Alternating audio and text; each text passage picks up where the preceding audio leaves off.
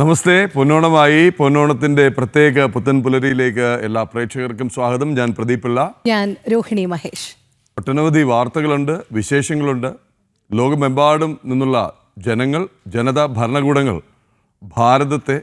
ഭാരതത്തിൻ്റെ നരേന്ദ്രമോദിയെ ഉറ്റുനോക്കുന്ന ദിവസങ്ങളിലൂടെയാണ് നാം കടന്നുപോയിക്കൊണ്ടിരിക്കുന്നത്. എല്ലാ കണ്ണുകളും ഷാങ്ഹായിലാണ്. എല്ലാ കണ്ണുകളും ഷാങ്ഹായ് ഉച്ചകോടി നടക്കുന്ന ടിയാൻജിൻ നഗരത്തിലാണ്. അതിൽ തന്നെ പ്രധാനമന്ത്രി നരേന്ദ്രമോദിയിലാണ് ഇന്ന് നടക്കുന്ന സുപ്രധാന കൂടിക്കാഴ്ച. പുതിൻ, മോദി, രണ്ട് പ്രധാനപ്പെട്ട സംഭവങ്ങളാണ് ചർച്ചയ്ക്ക് വരുന്നത്. രോഹിണി, ഒന്ന് യുക്രൈൻ റഷ്യ യുദ്ധം. സെലൻസ്കിയുടെ ഒരു ഫോൺ കോൾ കഴിഞ്ഞ ദിവസം സെലൻസ്കി തന്നെ എക്സിൽ കുറിച്ചിരുന്നു.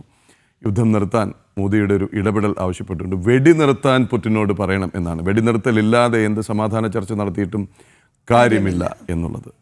രണ്ടാമത്, ഈ ട്രംപിൻ്റെ താരിഫ് തന്ത്രം, അതും ഇന്ന് ചർച്ചയാവുമെന്ന് വേണം നമുക്ക് പ്രതീക്ഷിക്കാൻ.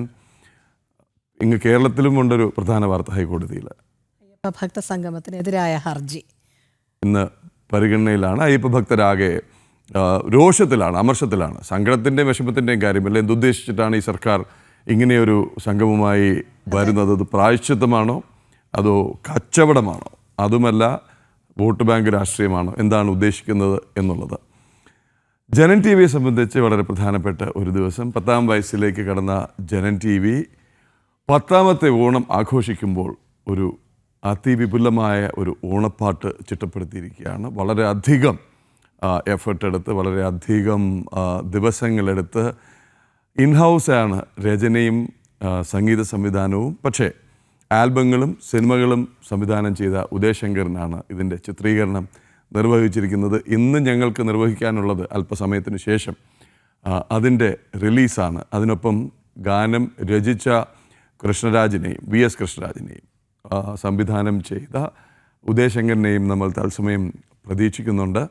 അപ്പോൾ നമുക്ക് ഇന്നത്തെ ദിവസം ഒന്ന് നോക്കാം, എന്നിട്ട് വിശേഷങ്ങളിലേക്ക് കിടക്കാം. അതെ, ഇന്ന് കൊല്ലവർഷം 1201 ആണ്ട്, ചിങ്ങം 16, തൃക്കേട്ട നക്ഷത്രമാണ്.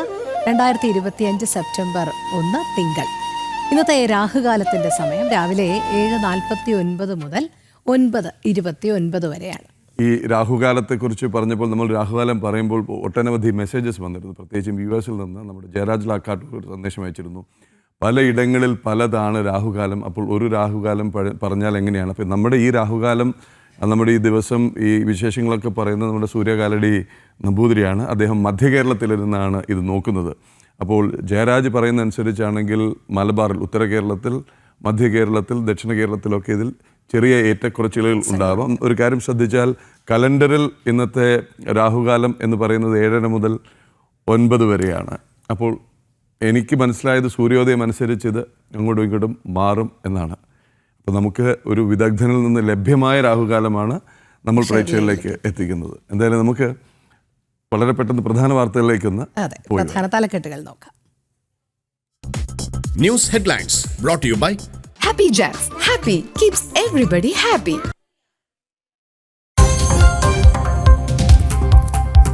ലോകം ഉറ്റുനോക്കുന്ന കൂടിക്കാഴ്ച ഇന്ന്. ഷാങ്ഹായ് ഉച്ചകോടി വേദിയിൽ ഇന്ന് മോദി പുടിൻ ചർച്ച. റഷ്യ യുക്രൈൻ സംഘർഷം, അമേരിക്ക ചുമത്തിയ അധിക താരിഫ് തുടങ്ങിയവ അജണ്ടയിൽ.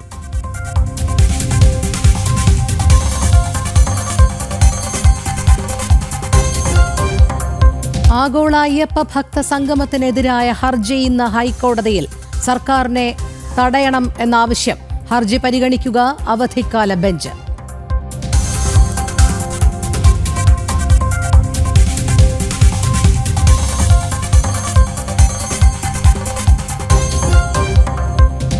ഇന്ന് കതിരൂർ മനോജ് ബലിദാന ദിനം. RSS കണ്ണൂർ ജില്ലാ ശാരീരിക് ശിക്ഷൺ പ്രമുഖായിരുന്ന കതിരൂർ മനോജ് CPM ആക്രമണത്തിൽ കൊല്ലപ്പെട്ടിട്ട് 11 വർഷം. കതിരൂരിലെ സ്മൃതി മണ്ഡപത്തിൽ പുഷ്പാർച്ചനയും സാംഘിക്കും.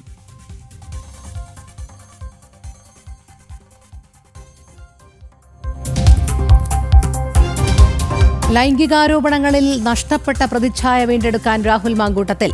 സമൂഹമാധ്യമങ്ങളിലൂടെ ന്യായീകരിക്കാൻ ശ്രമം. മുൻകാല മാധ്യമ ചർച്ചകളടക്കം കുത്തിപ്പൊക്കി മഹത്വവൽക്കരിക്കാനും നീക്കം.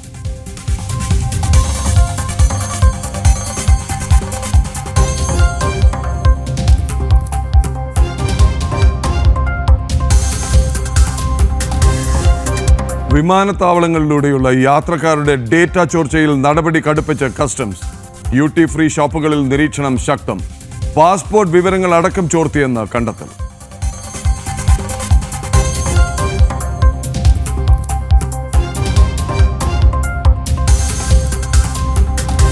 കേരള ക്രിക്കറ്റ് ലീഗിൽ കൊച്ചി ബ്ലൂ ടൈഗേഴ്സിന് ജയം. ആലപ്പി റിപ്പിൾസിനെ തകർത്തത് 3 വിക്കറ്റിന്. സഞ്ജു സാംസൺ കളിയിലെ താരം.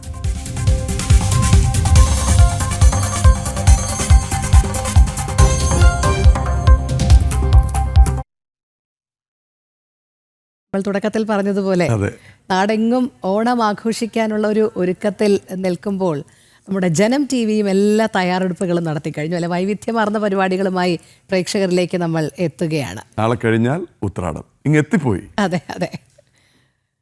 VS കൃഷ്ണരാജ് എഴുതി പ്രഹ്ലാദ് എസ് കുമാർ സംഗീതം ചെയ്ത് തെന്നിന്ത്യയുടെ പ്രിയപ്പെട്ട ഗായകൻ ശ്രീനിവാസ്, അതാണ് സസ്പെൻസായി വെച്ചിരുന്ന ഒരു ഗാനം. ഈ ഗാനം ആലപിച്ചത് സാക്ഷാൽ ശ്രീനിവാസാണ്. ഇത് ചിത്രീകരിച്ചത് ഉദയശങ്കരൻ. എല്ലാ ജനം ടി വി പ്രേക്ഷകർക്കുമായി ലോകമെമ്പാടുമുള്ള മലയാളികൾക്കായി ജനം ഓണപ്പാട്ട് സമർപ്പിക്കുന്നു. കാണാം.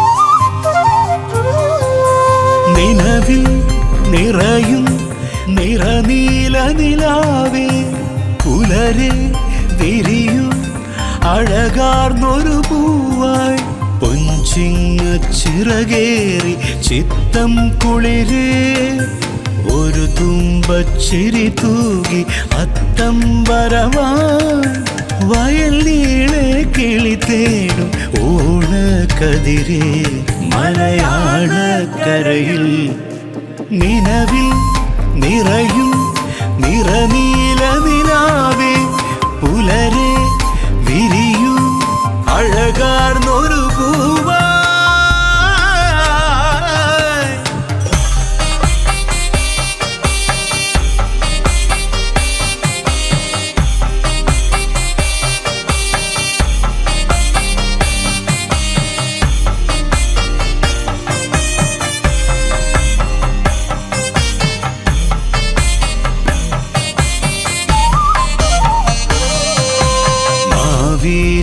കുടചൂടി തിരുവാതിരയാടി പുലിതുള്ളി പലവേഷം ഓണക്കൊടിയേറ്റം, പുഴകീറി വന്നു തുഴപാറിയോളം, തൊടിയാകെ മേളം തിരുവോണത്താളം,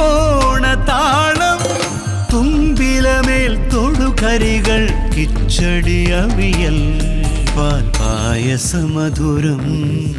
നിലവിൽ നിറയും നിറനീല നിലാവേ, പുലരെ വിരിയൂ അഴകാർന്നൊരു പൂവായി, നിലവിൽ നിറയും നിറനീല നിലാവേ, പുലരെ വിരിയൂ അഴകാർന്നൊരു പൂവായി.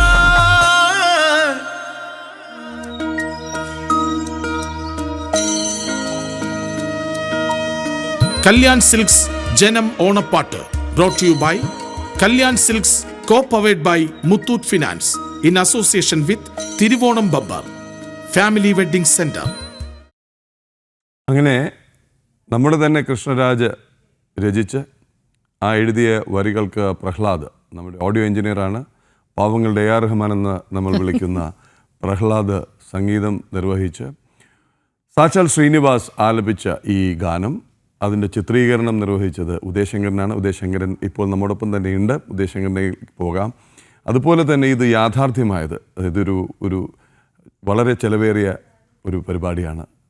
ഈ ഒരു ഔട്ട്ഡോർ ഷൂട്ടിംഗ് എന്നൊക്കെ പറയുന്ന ചിത്രീകരണം എന്ന് പറയുന്നത് യാഥാർത്ഥ്യമായത് കല്യാൺ സിൽക്സിൻ്റെ സഹായത്തോടെ. അപ്പോൾ കല്യാൺ സിൽക്സിനും ജനം ടി വിയുടെ നന്ദി ഈ ഘട്ടത്തിൽ അറിയിക്കുന്നു. ഇങ്ങനെ ഒരു ഓണപ്പാട്ട് പ്രേക്ഷകർക്കായി സമർപ്പിക്കാൻ ഉള്ള ഈ സഹായത്തിന്, ഈ പിന്തുണയ്ക്ക് നടനാണ്, സംവിധായകനാണ്,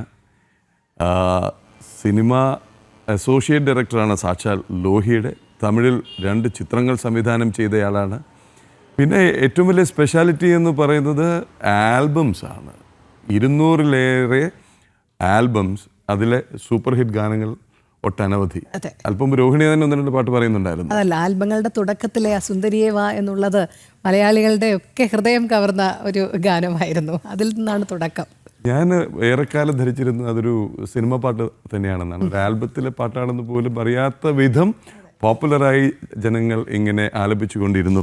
ഉദ്ദേശങ്ങളിൽ നമുക്ക് ഒരുപാട് കാര്യങ്ങൾ ചോദിക്കാനുണ്ട്. ആദ്യം നമുക്ക് ഈ ആൽബം, 200 ആൽബം, അതിൽ ഏറെയും ഹിറ്റുകൾ, ആ പാട്ടുകൾ സിനിമാ ഗാനങ്ങളെക്കാൾ പോപ്പുലറാകുന്നു.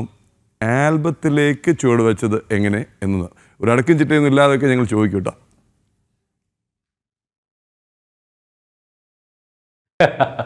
വളരെ സന്തോഷം. എനിക്ക് ജനം ടി വിയുടെ ഈ 10ാം വാർഷികത്തിൽ പങ്കെടുക്കാൻ പറ്റിയതിലും പിന്നെ ഒരു സോങ് പിക്ചറൈസ് ചെയ്ത് തരാൻ പറ്റിയതിലും വളരെ സന്തോഷം. പിന്നെ സാർ, ഇത് ആക്ച്വലി ഞാൻ ലോകി സാറിൻ്റെ കൂടെ ആയിരുന്നു വർക്ക് ചെയ്തുകൊണ്ടിരുന്ന സമയത്ത്.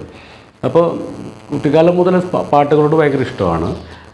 ആ സമയത്തൊക്കെ തന്നെയാണ് കുറച്ചും കൂടി ഈ ലോകി സാറിൻ്റെ കൂടെ കൂടിയ സമയത്തൊക്കെ നമ്മൾ പാട്ടുകളൊക്കെ പിക്ചറൈസ് ചെയ്യുമായിരുന്നു. പക്ഷേ അതിലൊരു കണ്ടൻറ് സ്റ്റോറി ഒന്നും ഉണ്ടായിരുന്നില്ല. സാറിൻ്റെ കൂടെ കൂടിയപ്പോഴാണ് നമുക്കൊരു ഷുഡ് ബി ഒരു സ്റ്റോറി വേണം, സ്റ്റോറി ലൈൻ വേണം. ആ കാലഘട്ടത്തിലൊക്കെയാണ് നമ്മളുടെ സുന്ദരിയവാവും മേലയമാനവും അങ്ങനെ മുകുന്ദമാലയും അങ്ങനെ ഒരു ഒട്ടനവധി ആൽബങ്ങൾ ആ സ്റ്റോറി ലൈനിൽ പറയാൻ ഉണ്ടായത്. പിന്നെ നമ്മുടെ സുഹൃത്തുക്കൾ കൂടെ ഉണ്ടായിരുന്ന ഒരു ഗ്രൂപ്പ് തന്നെ, ശ്യാം ധർമ്മൻ, അങ്ങനെയൊക്കെ ആളുകളൊക്കെ ഒപ്പമുള്ളത് കൊണ്ട് ഞങ്ങളിങ്ങനെ ഒരു മ്യൂസിക്കൽ വീഡിയോസ് ഒരു ഗ്രൂപ്പ് തന്നെ ഫോം ചെയ്തു എന്ന് പറയാം. നമ്മുടെ അല്പവിശേഷങ്ങൾ ഇനിയുമുണ്ട്. എങ്കിലും ശ്രീ ഉദയശങ്കർ, ഈ ലോഹിതദാസുമായിട്ടുള്ള പരിചയം, അദ്ദേഹത്തിൻ്റെ അസോസിയേറ്റ് ഡയറക്ടറായി ചേർന്നത് എങ്ങനെയാണ്? ആ ഒരു തുടക്കകാലം കൂടി ഒന്ന് ഞങ്ങളോട് പറയാമോ? ഇത് സത്യത്തിൽ ഇതിൻ്റെ ഒരു ബേസിക്, ഞാൻ ഒരു മ്യൂസിക്കൽ വീഡിയോ ചെയ്തുകൊണ്ടിരിക്കുന്ന സമയത്ത് അദ്ദേഹത്തിൻ്റെ ബന്ധപ്പെട്ട ഒരു ഫ്രണ്ട് വിനോദ് ഗുരുവായൂർ, അദ്ദേഹമാണ് അതിൻ്റെ പ്രൊഡക്ഷനൊക്കെ ഡീൽ ചെയ്തുകൊണ്ടിരുന്നത്. അപ്പോൾ ഞാൻ അദ്ദേഹത്തിനോട് പറഞ്ഞു, എനിക്കിങ്ങനെ അദ്ദേഹത്തിൻ്റെ കൂടെ വർക്ക് ചെയ്യണമെന്ന് ആഗ്രഹമുണ്ട്. അപ്പോൾ ഞാൻ ആ മ്യൂസിക്കൽ വീഡിയോ ഡയറക്റ്റ് ചെയ്തുകൊണ്ടിരിക്കുകയാണ്. അപ്പോൾ അന്നൊന്നും ഞാൻ സുന്ദരിയാവ ചെയ്തിട്ടില്ല, വേറെ ചെറിയ ചെറിയ മ്യൂസിക്കൽ വീഡിയോസ്. അപ്പോൾ അതിൻ്റെ ക്യാമറമാൻ, അതിൻ്റെ ക്യാമറമാനും നമ്മുടെ ഈ മ്യൂസിക്കൽ വീഡിയോൻ്റെ ക്യാമറമാനും സെയിമാണ്, സുധീർ സുധാകർ എന്ന് പറഞ്ഞിട്ട് പുള്ളിയുണ്ട്. അങ്ങനെ സാറിൻ്റെ അടുത്ത് പോയിട്ട് ഞാൻ എന്നെ ഇൻട്രൊഡ്യൂസ് ചെയ്യുന്നു. ഞാൻ പറഞ്ഞു സാറിൻ്റെ കൂടെ വർക്ക് ചെയ്യുമെന്ന് പറഞ്ഞു. അങ്ങനെ കുറേ മ്യൂസിക്കൽ വീഡിയോ ഒക്കെ ചെയ്തിട്ടുണ്ട്. നാടകങ്ങളൊക്കെ തന്നെയാണ് എൻ്റെ പരിപാടികൾ, സ്കൂൾ നാടകങ്ങൾ, അഭിനയം പരിപാടികളൊക്കെ പറഞ്ഞു. സാറ് അദ്ദേഹം എന്നെ പരിചയപ്പെടുത്തി തന്നു. പിന്നെ എന്ത് ഡിപ്പാർട്ട്മെൻറ്റാണ് ചോദിച്ചു. ഞാൻ പറഞ്ഞു എനിക്ക് ക്ലാപ്പ് മതി എന്ന് പറഞ്ഞു. അങ്ങനെ ആക്ച്വലി എനിക്ക് ക്ലാപ്പ് ഞാൻ പറഞ്ഞെങ്കിലും ബേസിക്കലി എനിക്ക് ക്ലാപ്പ് അല്ല തന്നത്, അദ്ദേഹത്തിൻ്റെ കൂടെ തന്നെ കൂട്ടി ഒരുപാട് എന്നെ ട്രാവൽ ചെയ്യിച്ചു, ലാസ്റ്റ് നിവേദ്യം വരെ.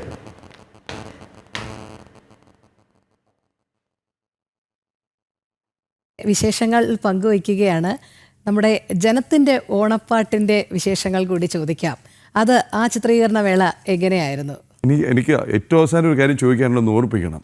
അടുത്തൊരു വലിയ പ്രോജക്റ്റിലാണ്. ഓക്കെ, ആരാണ് ഉദയശങ്കറിനെ വലവീശി പിടിച്ചത്? എങ്ങനെയായിരുന്നു ഈ പ്രോജക്റ്റ് നടപ്പാക്കി? അത്ര എളുപ്പമൊന്നുമില്ല. ഒരു ആൽബം പോലെ ഞങ്ങൾക്ക് ആൽബം ഒന്നും ചെയ്ത് യാതൊരു പരിചയമില്ലാത്തവരാണ്, ഇങ്ങനെ തട്ടിക്കൂട്ടിയൊക്കെ മുന്നോട്ട് പോകുന്നവരാണ്.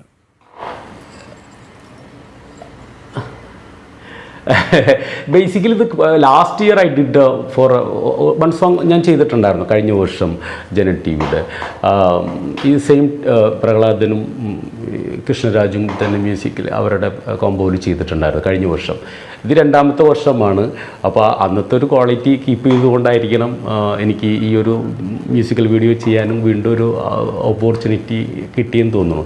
ഇത് എൻ്റെ ഫ്രണ്ട് ജിത്തു മാധവ്, ജിത്തു കേശവ് അങ്ങനെയൊക്കെ വിളിക്കുന്ന ജിത്തു ആണ്. ആക്ച്വലി പാലക്കാട്ടുകാരനാണ്. ഞാൻ താമസിപ്പോൾ കടമ്പഴിപ്പുറത്താണ്. അപ്പോൾ പുള്ളിയാണ് എന്നെ വിളിച്ചതിലേക്ക് ഇങ്ങനെ ഒരു പാട്ട് ചെയ്യാൻ പറ്റുമോ എന്ന് പറഞ്ഞു. പക്ഷേ ഞാനെപ്പോഴും സത്യം പറഞ്ഞാൽ പാട്ടിന് ചെയ്യാൻ നമുക്കൊരു ഒരുപാട് ആഗ്രഹമുണ്ട്. But basic is the main content element എന്ന് പറയണത് പാട്ടാണ്, അതിൻ്റെ ഒരു നട്ടെല്ലെന്ന് പറയണത്. അപ്പോൾ കഴിഞ്ഞ വർഷത്തെ പാട്ട് ഇറ്റ് വാസ് സൂപ്പർ. ഈ വർഷം അതിനേക്കാൾ സൂപ്പറാണ്. ലിറിക്കൽ വൈസും മ്യൂസിക്കൽ കമ്പോസിങ്സും പിന്നെ പാടിയ അദ്ദേഹത്തിൻ്റെ വോയിസും പിന്നെ ഇതിൻ്റെ മിക്സ് ചെയ്തിരിക്കുന്ന അഖിലും എല്ലാം കൂട്ടിയിട്ട് നല്ലൊരു ഔട്ട്പുട്ട് നമുക്ക് തന്നപ്പോൾ പിന്നെ ആ ഒരു എൻ്റെ ഡെപ്ത് സത്യം പറഞ്ഞാൽ ഒരു കൊടുക്കൽ വാങ്ങലാണ് എനിക്ക് തോന്നിയ ഓണത്തിൻ്റെ. കാരണം അവർ നല്ലൊരു ഔട്ട്പുട്ട് എനിക്ക് തരുന്നു ബിക്കോസ് ഓഡിയോ വൈസ്. അപ്പോൾ തിരിച്ച് ഞാൻ നല്ലൊരു വിഷ്വൽ തിരിച്ചു കൊടുക്കാൻ maximum I done very well. I think maximum ചെയ്തിട്ടുണ്ടെന്നാണ് എൻ്റെ വിശ്വാസം. അവരുടെ പാട്ടിൻ്റെ അനുസരിച്ചിട്ട് അതിൻ്റെ ഒരു ഡെപ്ത് കിടപിടിക്കാവുന്ന രീതിയിൽ ഞാൻ പിക്ചറൈസ് ചെയ്തിട്ടുണ്ട്. ഞാനും എൻ്റെ ക്രൂവും ക്യാമറമാൻ ഓൾസോ സുധീർ സുധാകരൻ അദ്ദേഹം അടക്കം നന്നായി ചെയ്തിട്ടുണ്ടെന്നാണ് ഞങ്ങളുടെ വിശ്വാസം.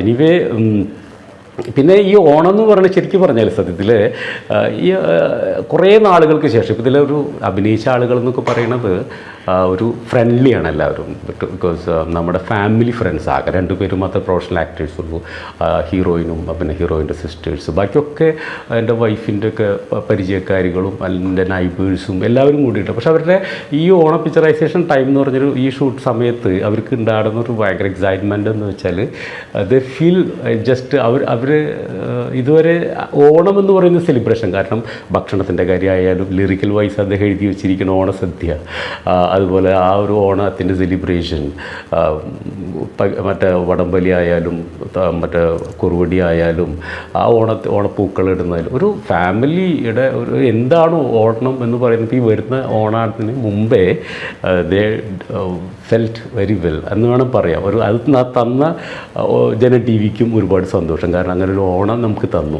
ഈ പിക്ചറൈസേഷൻ വേളയിൽ തന്നെ. ഉദയശങ്കരൻ ദയവായി തുടരുക.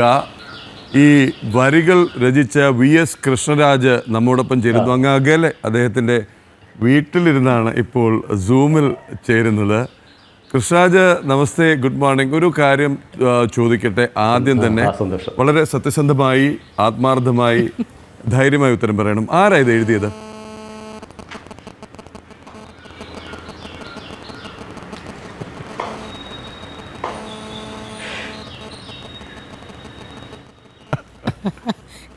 കൃഷ്ണരാജന് ഉത്തരം മുട്ടുന്നതാണോ ഓഡിയോ ഇല്ലാത്തതാണോ എന്നുള്ളതാണ് സംശയം. അതൊന്ന് അൺമ്യൂട്ട് ചെയ്യൂ. ഞെട്ടിപ്പോയോ കൃഷ്ണരാജ്?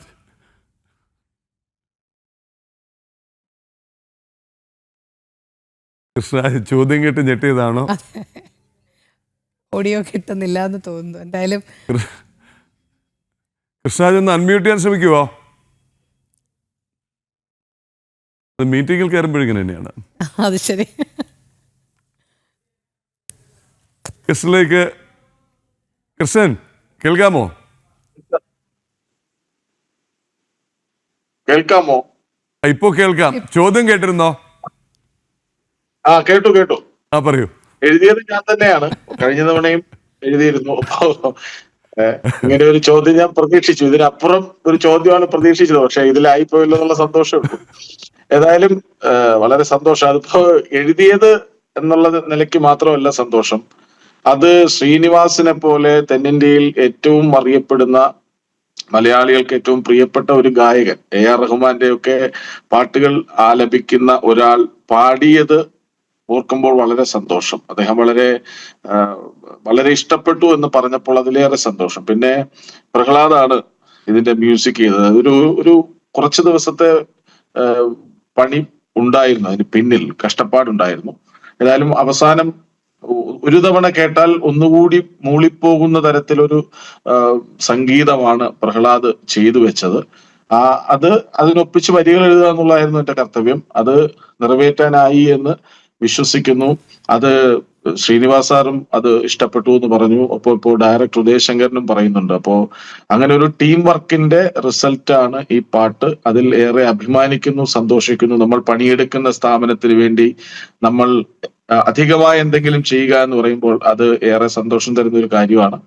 അത് ഇപ്പോൾ നിറവേറ്റപ്പെട്ടിരിക്കുന്നു. കഴിഞ്ഞ തവണയും ഓണപ്പാട്ട് എഴുതിയിരുന്നു. പക്ഷെ ഇത്തവണത്തെ ഓണപ്പാട്ടിന്റെ സ്പെഷ്യാലിറ്റി എന്ന് പറയുന്നത് അത് പാടിയ ആൾ ആര് എന്നുള്ളതാണ്. ഒപ്പം സംഗീതം ചെയ്ത ആൾ ഒരു വളരെ ഹിറ്റായ ആൽബം ചിത്രീകരിച്ച ഒരാളാണ് അത് ഡയറക്റ്റ് ചെയ്തിരിക്കുന്നത്. അപ്പോ ഒരു പരസ്പരം സഹകരിച്ചുള്ള ഒരു കൂട്ടായ്മയുടെ പ്രതിഫലനമാണ് ഈ ഓണപ്പാട്ട്. അതെല്ലാവർക്കും ഇഷ്ടപ്പെടണം. അത് അങ്ങനെ ഒരു സത്ത അതിലുണ്ട് എന്ന് വിശ്വസിക്കുന്നു. കൃഷ്ണരാജ്, അതിലേക്ക് ഒന്ന് വരുന്നതിന് മുമ്പ് 2-3 കാര്യങ്ങൾ. ഒന്ന്, ഞാൻ PCR-നോട് ഒരു അഭ്യർത്ഥന, ശ്രീനിവാസ് പറഞ്ഞ ഒരു കാര്യം നമ്മളൊരു പ്രൊമോ ആയിട്ട് ഇറക്കിയിരുന്നു, അതൊന്ന് റെഡിയാക്കി വെക്കണം. എനിക്ക് ഏറ്റവും അത്ഭുതം തോന്നിയത് ശ്രീനിവാസിൻ്റെ ഒരു പ്രതികരണമായിരുന്നു. ഈ പാട്ട് പാടി നോക്കുന്ന വേളയിൽ എപ്പോഴാണത് ചിത്രീകരിച്ചതെന്ന് കൃഷ്ണരാജ് തന്നെ പറയും. അത് ഇങ്ങനെ എടുത്തെടുത്ത് പറയുകയാണ്. വളരെ സന്തോഷത്തോടു കൂടിയാണ് വരികളെ കുറിച്ച് പറയുന്നു, സംഗീതത്തെക്കുറിച്ച് പറയുന്നു. അപ്പം ഞാൻ വീണ്ടും അതാണ് ഞാൻ ചോദിച്ചത്, ശരിക്കും ഇവരൊക്കെ തന്നെയാണ് ഇത് എഴുതുകയും സംവിധാനമൊക്കെ ചെയ്തതെന്നുള്ളത്.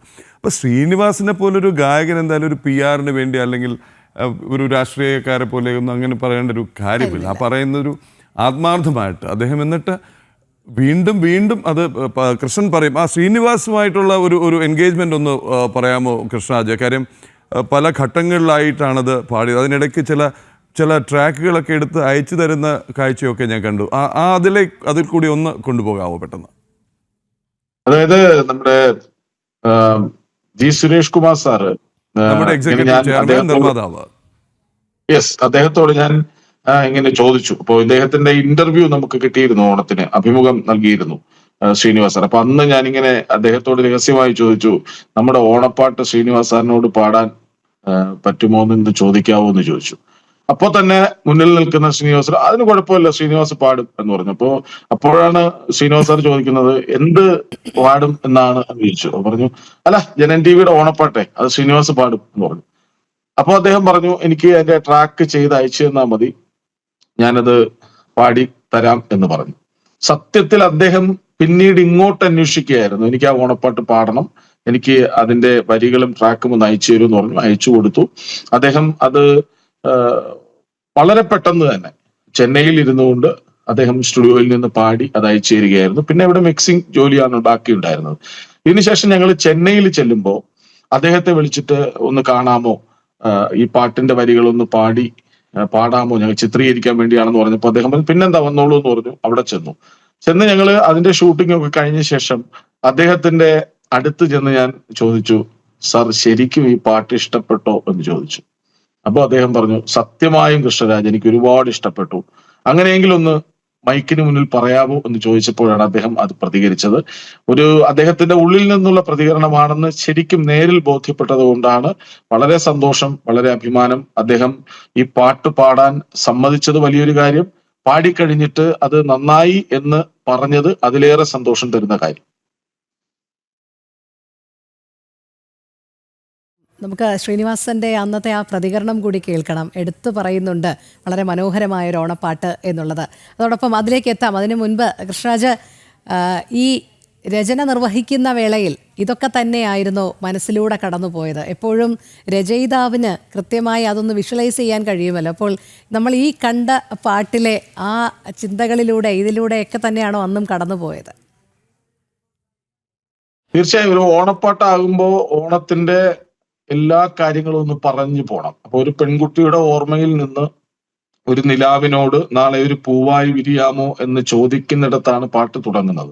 അതിനുശേഷം പിന്നെ പൂക്കളം, ഓണസദ്യ, കുടുംബത്തിന്റെ ആഘോഷം, ഇതൊക്കെയും ആ വരികളിൽ വരുത്താൻ ശ്രമിച്ചിട്ടുണ്ട്. അപ്പൊ സ്വാഭാവികമായും നമ്മൾ മനസ്സിൽ ഉറപ്പായും ഒരു ദൃശ്യങ്ങൾ നമ്മുടെ മനസ്സിലുണ്ടാകും. വരികൾ എഴുതുമ്പോൾ അതിങ്ങനെയാവും ദൃശ്യങ്ങൾ ഉണ്ടാവുക എന്ന് ഉറപ്പായിട്ടും നമ്മുടെ മനസ്സിലുണ്ടാകും.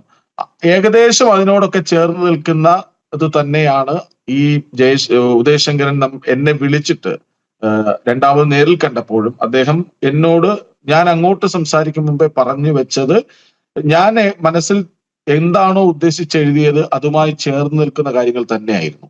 അത് ചിത്രീകരിച്ചു വന്നപ്പോൾ അതിലേറെ മനോഹരമായി എന്നാണ് ഞാൻ മനസ്സിലാക്കുന്നത്. അതായത് ഓണസദ്യ, ഓണക്കളികൾ, ഓണപ്പൂക്കളം, അങ്ങനെ എല്ലാം പറഞ്ഞു പോകുന്ന ആ കുട്ടിയുടെ ഓർമ്മകളിൽ വന്ന് കയറുന്ന ആഘോഷം, അത് തന്നെയാണ് ശരിക്കും മനസ്സിൽ ആലോചിച്ചത്.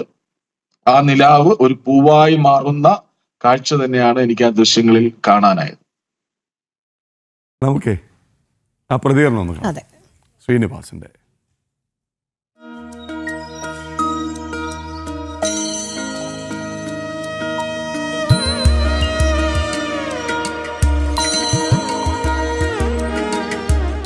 ഓണപ്പാട്ടുകൾ പാടുമ്പോൾ അതിൻ്റെ ഒരു സുഖം വേറെ തന്നെയാണ്. ഇപ്പോൾ ഒരു ഓണപ്പാട്ട് ഞാൻ പാടി, മനോഹരമായിട്ടുള്ളൊരു പാട്ട്, രീതികോള രാഗമാണെന്ന് തോന്നുന്നു എനിക്ക്.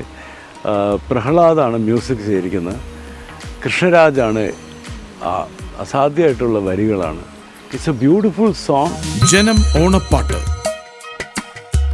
പൊന്നോണ പുത്തുമ്പുലരി തുടരുകയാണ്. ജനം ടി വിയുടെ ഓണപ്പാട്ടുമായി മുന്നോട്ട് പോവുകയാണ്. അല്പസമയം കൂടി ഇതിൽ ഒന്ന് നിൽക്കാം. നമുക്ക് ഉദയശങ്കറിലേക്ക് ഒന്ന് പോകും. ഉദയശങ്കരൻ, എങ്ങനെയുണ്ടായിരുന്നു കൃഷ്ണരാജും പ്രഹ്ലാദും ആയിട്ടുള്ള ആ ഒരു ടീം വർക്ക്? അതുപോലെ തന്നെ മറ്റ് ആൽബങ്ങൾ ചെയ്തതിൽ നിന്ന് ഞങ്ങളുടെ ഈ പാട്ട് ചെയ്തതിൽ എന്തെങ്കിലും വ്യത്യാസമുണ്ടായിരുന്നോ, പരിമിതികളുണ്ടായിരുന്നോ?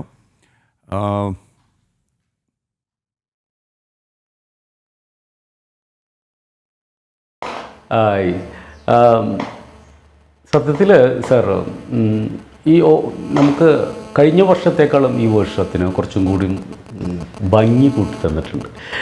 കഴിഞ്ഞ വർഷത്തിൻ്റെ പെട്ടെന്നായിരുന്നു എനിക്ക് പിക്ചറൈസ് ചെയ്യാൻ പറ്റിയത്. കാരണം ഒരു ബിഫോർ ഒരു 5 days ആ മുമ്പാണ് എനിക്ക് സോങ്ങൊക്കെ തരുന്നത്. ഇത് പിന്നെ ഓൾറെഡി മുമ്പേ വന്ന് അതിൻ്റെ മീറ്റിങ് കാര്യങ്ങൾ, അതിൽ പാട്ട്, ട്രാക്ക് ഒക്കെ തന്നു. സത്യത്തിൽ ഞാൻ ആവശ്യപ്പെട്ട എല്ലാ ഫെസിലിറ്റീസും എനിക്ക് തന്നു.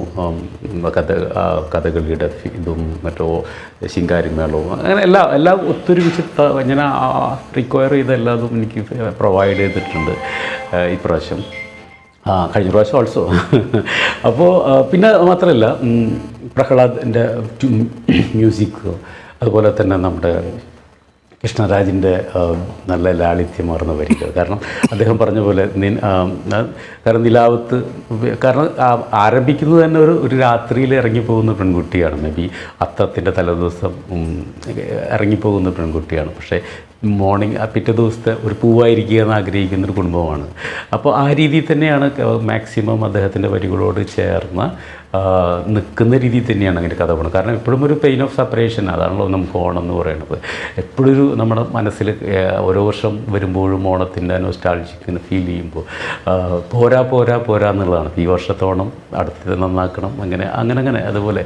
അപ്പോൾ ഈ ആ പെൺകുട്ടിയുടെ മനസ്സിൽ തോന്നിയ, അല്ലെങ്കിൽ അവൾക്ക് നഷ്ടപ്പെട്ട കഴിഞ്ഞ ഓണത്തിൻ്റെ ഓർമ്മകളിലൂടെ കടന്നു വരുന്നതാണ്. കാരണം ഞാൻ പറയുന്ന കോൺസെപ്റ്റ് അദ്ദേഹത്തിൻ്റെ വരികളിലൂടെ ചേർന്നത് കൊണ്ടാണ് എനിക്ക് അങ്ങനെ ഒരു പിക്ചറൈസേഷൻ, ആ ഒരു കോൺസെപ്റ്റ് എനിക്ക് മേക്ക് ചെയ്യാൻ പറ്റിയത്. എനിവേ വളരെ സന്തോഷം. ഈ ഒരു നല്ലൊരു പാട്ടും അതുപോലെ തന്നെ ശ്രീനിവാസ് സാറിൻ്റെ വോയിസോട് കൂടിയിട്ട് പിക്ചറൈസ് ചെയ്യാൻ പറ്റിയതിൽ വളരെ വളരെ സന്തോഷം. മാക്സിമം എനിക്കുള്ള ഔട്ട്പുട്ടും മാക്സിമം കോപ്പറേഷൻ മിസ്റ്റർ നമ്മുടെ പ്രഹ്ലാദനായാലും കിരൺരാജായാലും ചിത്തു ആയാലും നമ്മുടെ അദ്ദേഹത്തിൻ്റെ പേര് മറന്നു, GM അദ്ദേഹമായാലും ഒരുപാട് സപ്പോർട്ട് എനിക്ക് തന്നു. വളരെ സന്തോഷമുണ്ട്. ഇനിയും അടുത്ത വർഷങ്ങളും ഇതുപോലെ ചെയ്യാൻ ദൈവതമ്പുരാൻ എനിക്ക് അവസരങ്ങൾ തരട്ടെ എന്ന് ഞാൻ പ്രാർത്ഥിക്കുന്നു. അങ്ങയിലേക്ക് വരാം. ഒരു ചോദ്യം കൂടി ബാക്കിയുണ്ട്, അത് കഴിഞ്ഞ് അങ്ങയെ ഫ്രീ ആക്കാം. VS കൃഷ്ണരാജിൻ്റെ ഈ ഒരു അനുഭവം ഒന്ന് പറയൂ. ഒന്ന്, ഉദയശങ്കരുമായുള്ളൊരു കോർഡിനേഷൻ. 2, കൃഷ്ണരാജിൻ്റെ ഭാവി പ്രോജക്ട്സ് എന്തൊക്കെയാണ് എന്നറിയാൻ പ്രേക്ഷകർക്ക് അതിയായ താല്പര്യമുണ്ട്. ഭാവി പ്രോജക്റ്റ് നാളെ കുട്ടിക്ക് വരണം. ബാക്കി ഓണം പ്രോഗ്രാംസ് ഒക്കെ ഔട്ടിറക്കി നമുക്ക് ഉത്രാടം മുതൽ അങ്ങോട്ട് വലിയ ആഘോഷമാക്കണം. വേറെ ഭാവി പ്രോജക്ട്സ് ഒന്നും ഇല്ല. പിന്നെ ഇടയ്ക്കിടയ്ക്ക് 4 വരി എഴുതും, അത് ഫേസ്ബുക്കിലൂടെ ആളുകളിലേക്ക് എത്തിക്കാൻ ശ്രമിക്കും, അത്രേ ഉള്ളൂ. വേറെ പുതിയ പരിപാടികളില്ല. പക്ഷെ ഉദയശങ്കർ എന്ന് പറയുന്ന ആള് നമ്മുടെ മനസ്സിലേക്ക് എപ്പോഴും സുന്ദരിയേവ എന്നുള്ള പാട്ട് ഒരു കാലത്തിന്റെ ട്രെൻഡി സോങ് ആയിരുന്നു. അത് ഒരുപക്ഷെ സിനിമാ ഗാനങ്ങൾക്ക് മേൽ ആളുകൾ ആലപിച്ചു നടന്ന ഒരു യുവത ആകെ ആഘോഷിച്ചു നടന്ന ഒരു പാട്ടാണ്. അപ്പോ അതിന്റെ ഡയറക്ടർ നമ്മുടെ ഓണപ്പാട്ട് ചെയ്യാൻ കഴിഞ്ഞ വർഷവും എത്തി, ഈ വർഷവും എത്തും. അപ്പോൾ അതിലൊരു വലിയ ഒരു സന്തോഷമുണ്ട്. കാരണം ഒരു അറിയപ്പെടുന്ന ഒരു ഡയറക്ടർ നമ്മുടെ പാട്ട് ചെയ്യാനെത്തുന്നു. അദ്ദേഹം വളരെ സിമ്പിളായ ഒരു മനുഷ്യനാണ്. അദ്ദേഹം രാവിലെ ഒരു ദിവസം തൃശ്ശൂരിൽ നിന്ന് എത്തുന്നു, രാവിലെ മുതൽ വൈകുന്നേരം വരെ ഇതിന്റെ കാര്യങ്ങൾ ചർച്ച ചെയ്യുന്നു. അപ്പൊ അതിനുശേഷം അദ്ദേഹം എന്നെ ടെലിഫോണിൽ വിളിച്ചിട്ട് പറഞ്ഞു, ഇങ്ങനെയൊക്കെയാണ് ഉദ്ദേശിക്കുന്നതെന്നാണ് ഞാൻ കരുതുന്നത്. അപ്പൊ ആ നിലയ്ക്കുള്ള ഒരു വരികൾക്കൊപ്പിച്ച ദൃശ്യവൽക്കരണം അതായിരിക്കും ഉണ്ടാവുക എന്ന് പറഞ്ഞിരുന്നു. അപ്പൊ അത് തന്നെ അദ്ദേഹത്തിൽ നിന്ന് കിട്ടിയത് വലിയൊരു കാര്യമാണ്. അറിയപ്പെടുന്ന ഒരു ഡയറക്ടർ, അല്ലെങ്കിൽ ഒരു കാലത്ത് ഒരു ട്രെൻഡി സോങ്ങിലൂടെ ഒന്നിലേറെ പാട്ടുകളുണ്ട്, എന്നാൽ ഈ പാട്ട് ഒരിക്കലും ആർക്കും മറക്കാൻ പറ്റില്ല. അങ്ങനെ ഒരു പാട്ട് ചിത്രീകരിച്ച് എല്ലാവരുടെയും മനസ്സിൽ കയറിക്കൂടിയ ഒരു ഡയറക്ടർ നമ്മുടെ ഓണപ്പാട്ട് ചെയ്യാൻ എത്തുന്നു. അദ്ദേഹം അതിന് പരമാവധി നീതി പുലർത്തുന്ന ഒരു ദൃശ്യവൽക്കരണം നടത്തുന്നു. അത് കുടുംബത്തിന് വളരെ സന്തോഷം തരുന്ന ഒരു കാര്യമാണ്. വ്യക്തിപരമായും ഞാനത് വളരെ ആസ്വദിക്കുന്നു. ഒരു ഡയറക്ടർ എന്ന നിലയിൽ ഉദയശങ്കരന്റെ ചിത്രീകരണം, ഒരു ഗായകൻ എന്ന നിലയിൽ ശ്രീനിവാസ് എന്ന തെന്നിന്ത്യയിലെ ഏറ്റവും ശ്രദ്ധേയനായ, ഏറ്റവും ഹിറ്റ് സോങ്ങുകൾ പാടിയ, AR റഹ്മാന്റെ ഏറ്റവും കൂടുതൽ പാട്ടുകൾ പാടിയ, AR റഹ്മാനൊപ്പം നിൽക്കുന്ന ഒരാൾ, അദ്ദേഹം അതിന് ശബ്ദം തരിക എന്ന് പറഞ്ഞാൽ വലിയൊരു കാര്യമാണ്. അപ്പോൾ ഈ രണ്ടും കൂടി ചേർന്ന്, പിന്നെ പ്രിയപ്പെട്ട സുഹൃത്തു കൂടിയായ പ്രഹ്ലാദ് ഇങ്ങനെ നിരന്തരം പരീക്ഷണങ്ങൾക്ക് മുതിർന്ന് ഓഡിയോ ബൂത്തിൽ പുതിയ പാട്ടുകൾക്ക് വരികൾ ഒപ്പിക്കുന്ന, നമ്മുടെ ഓണപരിപാടികൾക്കൊക്കെയും പിന്നിൽ പശ്ചാത്തല സംഗീതം ഒരുക്കുന്ന ഒരാളാണ്. അപ്പോൾ വലിയ തിരക്കിലാണ്. നിരവധി പരിപാടികൾ ഇത്തവണ പ്രഹ്ലാദ് ഇതേതായി പ്രൊഡ്യൂസ് ചെയ്ത് വരുന്നുണ്ട്. അപ്പോൾ അങ്ങനെ ആ തിരക്കിനിടയിൽ ഇതൊക്കെയും ചെയ്യുന്ന, പാട്ടിനെയും സംഗീതത്തെയും വളരെ ഇഷ്ടപ്പെടുന്ന ഒരു പ്രഹ്ലാദ് എന്ന് പറയുന്നത് ഒരു ബഹുമുഖ പ്രതിഭ തന്നെയാണ് പ്രഹ്ലാദ് എന്നുള്ളതിൽ യാതൊരു സംശയവുമില്ല. കൃഷ്ണരാജ്, ഇനി നമുക്ക് നമ്മുടെ ഇദ്ദേഹത്തിൽ കൂടെ ഉദയശങ്കറിലേക്ക് ഒരു പ്രധാന ചോദ്യത്തിലേക്ക് പോകേണ്ടതുണ്ട്. ഞാൻ പെട്ടെന്ന് ഇടപെട്ടത്, ഒരുപാട് പ്രതികരണങ്ങൾ വന്നു. അത് പറഞ്ഞില്ലെങ്കിൽ അത് വലിയ അനീതിയായി പോവും.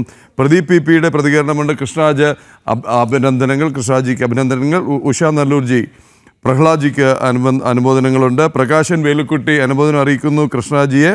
അതുപോലെ PRP കുറുപ്പ് സാറ് ഉഷ ചേച്ചിയോടാണ് ചോദിക്കുന്നത് പാട്ടൊന്നും ഇല്ലേ എന്നുള്ളത്. പ്രകാശൻ വേൽക്കുട്ടിയുടെ അഭിനന്ദന സന്ദേശം വന്നിട്ടുണ്ട്. ഓണസദ്യയ്ക്കായി നാളെ ഇവിടെ എത്തിയാൽ തരുന്നതാണ്. PRP കുറുപ്പ് പറയുന്നു, well done Krishnaraj, well done, കൂടുതൽ ഉയരങ്ങളിലേക്ക് എത്തട്ടെ എന്ന് പ്രാർത്ഥിക്കുന്നു. എല്ലാ ആശംസകളും നേരുന്നു. അജിത് ഭാസ്കർ 2-3 കാര്യം പറഞ്ഞിട്ടുണ്ട്. വളരെ സന്തോഷം, അഭിമാനം, നന്ദി എന്ന് പറയുന്നു. ശരിക്കും ഞങ്ങളും അറിഞ്ഞില്ല, പ്രകാശൻ വേൽക്കുട്ടിയുടെ പ്രതികരണം തന്നിട്ട് അറിഞ്ഞില്ല കൃഷ്ണരാജിന് ഇത്രയും കഴിവുള്ള കാര്യം. സത്യം പറഞ്ഞാൽ ഞങ്ങളും അടുത്ത കാലത്താണ് മനസ്സിലാക്കിയത്. ഈ പറയുന്നതൊക്കെ തമാശയാക്കി ഞങ്ങൾ പരിഹസിച്ചും കളിയാക്കിയും ട്രോളിയും ഒക്കെ നടക്കുമായിരുന്നു, കവിതയൊക്കെ ഫേസ്ബുക്കിൽ ഇടുമ്പോൾ.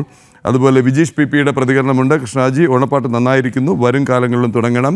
രചന, നമ്മുടെ അഭിമാനം. ജനം TV പ്രേക്ഷകർക്ക് വളരെ അഭിമാനമുണ്ടാക്കുന്ന നിമിഷം ആണ് ഇത് എന്ന് PRP കുറുപ്പ് സാറ് പറയുന്നു. കുടുംബത്തിൽ നിന്നൊരാൾ കവിതയുടെ ലോകത്തിലേക്ക് വന്ന്, കുറുപ്പ് സാറെ ഒരുപാട് കാലമായി വന്നിട്ട് നമ്മളാരും അംഗീകരിക്കാത്തതിൻ്റെ ഒരു പ്രശ്നം മാത്രമേ ഉണ്ടായിരുന്നുള്ളൂ. വർഷങ്ങൾക്ക് മുമ്പ് ഞാൻ കാണുന്നുണ്ടായിരുന്നു കുറച്ച് കുറിപ്പുകൾ ഈ സോഷ്യൽ മീഡിയയിൽ പ്രസിദ്ധീകരിക്കുന്നതിന്. അതുപോലെ ഇനിയും എഴുതിക്കൊണ്ടേ ഇരിക്കണം എന്ന് അജിത് ഭാസ്കർ പറയുന്നു.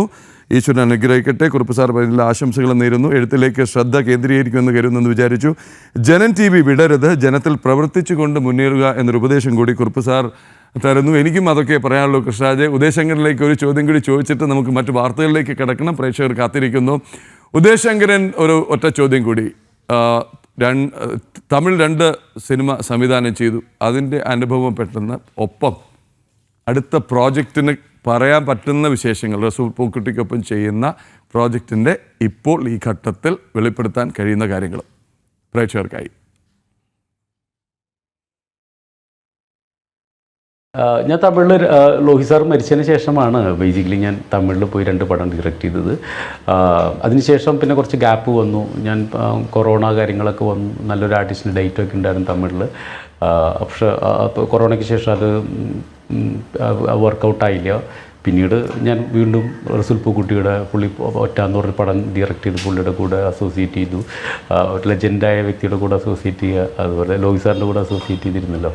അപ്പോൾ അങ്ങനെ മുന്നോട്ട് പോകുന്നു. ഇപ്പോൾ റീസെൻ്റ്ലി മലയാളത്തിലേക്ക് ഞാൻ ആദ്യം മലയാള ചിത്രത്തിൻ്റെ പരിപാടികൾ ഇങ്ങനെ നടക്കുന്നു, കഥ പറച്ചിൽ പരിപാടികൾ നടക്കുന്നു. ഒന്നും കറക്റ്റായിട്ട് ഇത് ചെയ്തിട്ടില്ല. പക്ഷേ ആർട്ടിസ്റ്റുകളുടെ നമ്മൾ ഉദ്ദേശിക്കുന്ന കഥയ്ക്ക് പറ്റിയ ആക്ടേഴ്സിന് വേണ്ടിയിട്ടുള്ള ഓട്ടത്തിലാണ്. അത് തീർച്ചയായിട്ടും സംഭവിക്കണം എന്നാണ്. പിന്നെ എനിക്കൊരു കൂടി കാര്യം പറയാൻ പറ്റും. കാരണം നമ്മുടെ ഈ ഓണപ്പരിപാടിക്ക് വേണ്ടിയിട്ട് എന്നെ കൂടുതൽ ബുദ്ധിമുട്ടിക്കാതെ എനിക്ക് ഏറ്റവും കൂടുതൽ ഫണ്ട് പറഞ്ഞ സമയത്ത് എത്തിച്ചു തരുന്ന GM-ന് ഒരുപാട് നന്ദി. സൂരജ് സാറ് ഞാൻ നേരത്തെ വിട്ടുപോയതാണ്. കാരണം ഫണ്ട് എന്ന് പറഞ്ഞ സാധനം ഭയങ്കര ടെൻഷനാണുള്ളത്. അത് കറക്റ്റ് എത്തിയില്ലെങ്കിൽ നമുക്കൊരു ടെൻഷനും ഇല്ലാതെ അദ്ദേഹം പറഞ്ഞ സമയത്ത് കറക്റ്റായിട്ട് പ്രൊവൈഡ് ചെയ്തിരുന്നു. ഒരുപാട് സന്തോഷം സൂരജ് സാറിന്. ഇതൊക്കെ തന്നെയാണ് എൻ്റെ വിശേഷങ്ങൾ സാർ. എന്തായാലും വളരെ സന്തോഷം ഉണ്ട് ഈ ജനം TV-യുടെ 10ാമത്തെ വർഷത്തിൽ ഇനി എങ്ങനെ ഒരു പാട്ട് ചെയ്യാൻ കഴിഞ്ഞതിൽ. ഈ വിശേഷങ്ങൾ പങ്കുവച്ചതിന് പ്രീതി ജയൻ ചോദിക്കുന്നുണ്ട്, ഈ ഗാനം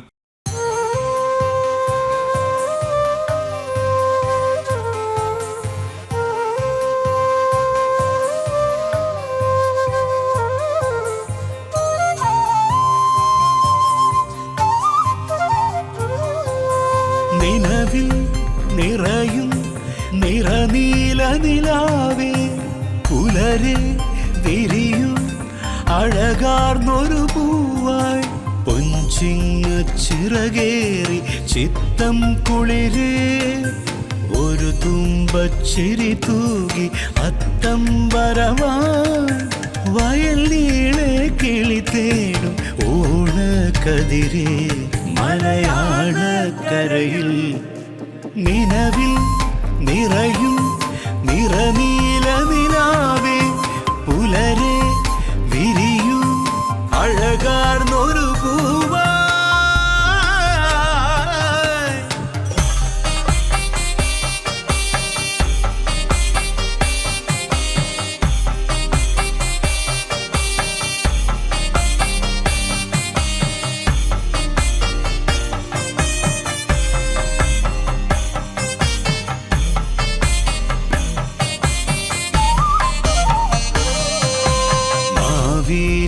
കുടചൂടി തിരുവാതിരയാടി പുലിതുള്ളി പലവേഷം ഓണക്കൊടിയേറ്റം പുഴകീറി വന്നു തുഴപാറിയോളം തൊടിയാകെ മേളം തിരുവോണത്താളം തുമ്പിലമേൽ തൊടുകരികൾ കിച്ചടി അവിയൽ പായസമധുരം നിലവിൽ നിറയും നിറനീല നിലാവേ പുലരെ വിരിയൂ അഴകാർന്നൊരു പൂവായി നിലവിൽ നിറയും നിറനീല നിലാവേ പുലരെ വിരിയൂ അഴകാർന്നൊരു പൂവായി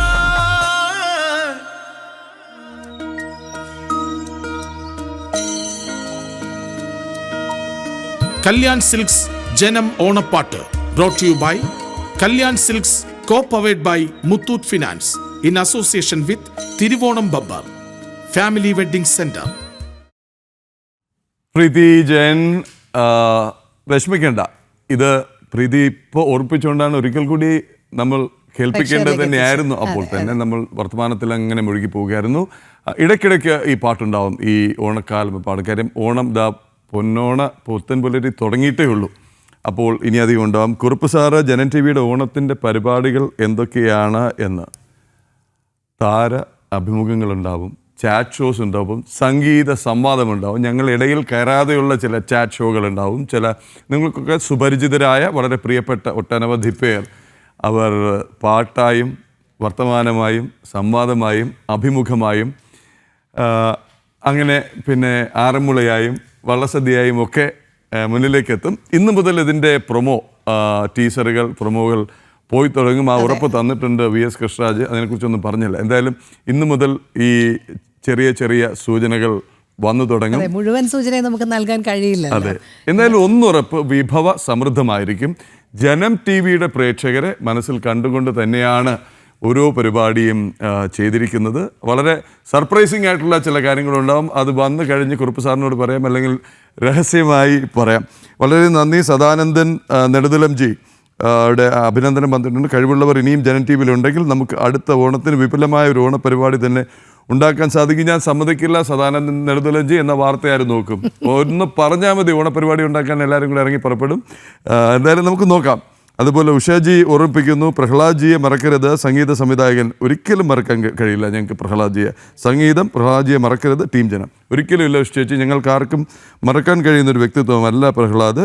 പ്രഹ്ലാദിനോട് ഇന്നലെ വളരെ 2-3 വട്ടം പറഞ്ഞിരുന്നു, ഒന്ന് വരാമോ? ഇല്ല, മൈക്കിന് മുന്നിലേക്ക് ക്യാമറയ്ക്ക് മുന്നിലേക്ക് ഇല്ല എന്ന് തീർത്ത് പറഞ്ഞു. അല്ലെങ്കിൽ ഞങ്ങൾ ഇനി ഒരു രഹസ്യമായിട്ടെങ്ങാനും ഷൂട്ട് ചെയ്ത് കാണിക്കാൻ പറ്റുമോ എന്നൊന്ന് ശ്രമിക്കാം. നമുക്ക് ഒട്ടനവധി പ്രധാന വാർത്തകളിലേക്ക് പോയിട്ടുണ്ട്. അതിൽ ഏറ്റവും പ്രധാനം സർക്കാർ സ്പോൺസേർഡ് അയ്യപ്പ ഭക്ത സംഗമം തന്നെയാണ്. അതിനെതിരെ വലിയ രീതിയിലുള്ള വിമർശനങ്ങൾ ഇതിനോടകം തന്നെ ഉയർന്നു കഴിഞ്ഞു. എന്തായാലും അയ്യപ്പ ഭക്ത സംഗമം നടത്താൻ സർക്കാരിനും ദേവസ്വം ബോർഡിനും യാതൊരു ധാർമ്മികതയുമില്ല എന്ന് അയ്യപ്പ സേവാ സമാജം സംസ്ഥാന പ്രസിഡന്റ് PN നാരായണവർമ്മ ജനം ടി വിയോട് വ്യക്തമാക്കിയിരിക്കുകയാണ്. അയ്യപ്പ ഭക്ത സംഗമം പമ്പയിൽ നടത്താൻ പാടില്ല. സംഗമത്തിൽ അയ്യപ്പ ഭക്തർ പങ്കെടുക്കില്ല. ശബരിമലയെ വാണിജ്യവൽക്കരിക്കാനാണ് സർക്കാർ ശ്രമിക്കുന്നത്. ഭഗവാനും അയ്യപ്പ ഭക്തർക്കും അനുകൂലമല്ല സർക്കാരും ദേവസ്വം ബോർഡും സുപ്രീം കോടതിയിൽ കൊടുത്ത സത്യവാങ്മൂലമെന്നും PN നാരായണവർമ്മ പറഞ്ഞു. അതിൽ ഏറ്റവും പവിത്രമായ പമ്പയിൽ ഇങ്ങനെയൊരു അയ്യപ്പ സംഗമം എന്ന് നടത്തുന്നത് അങ്ങേയറ്റത്തെ പ്രതിഷേധാർഹമാണ്. കാരണം അയ്യപ്പ വിശ്വാസികൾ ആരും അത് അംഗീകരിക്കാൻ പോകുന്നില്ല.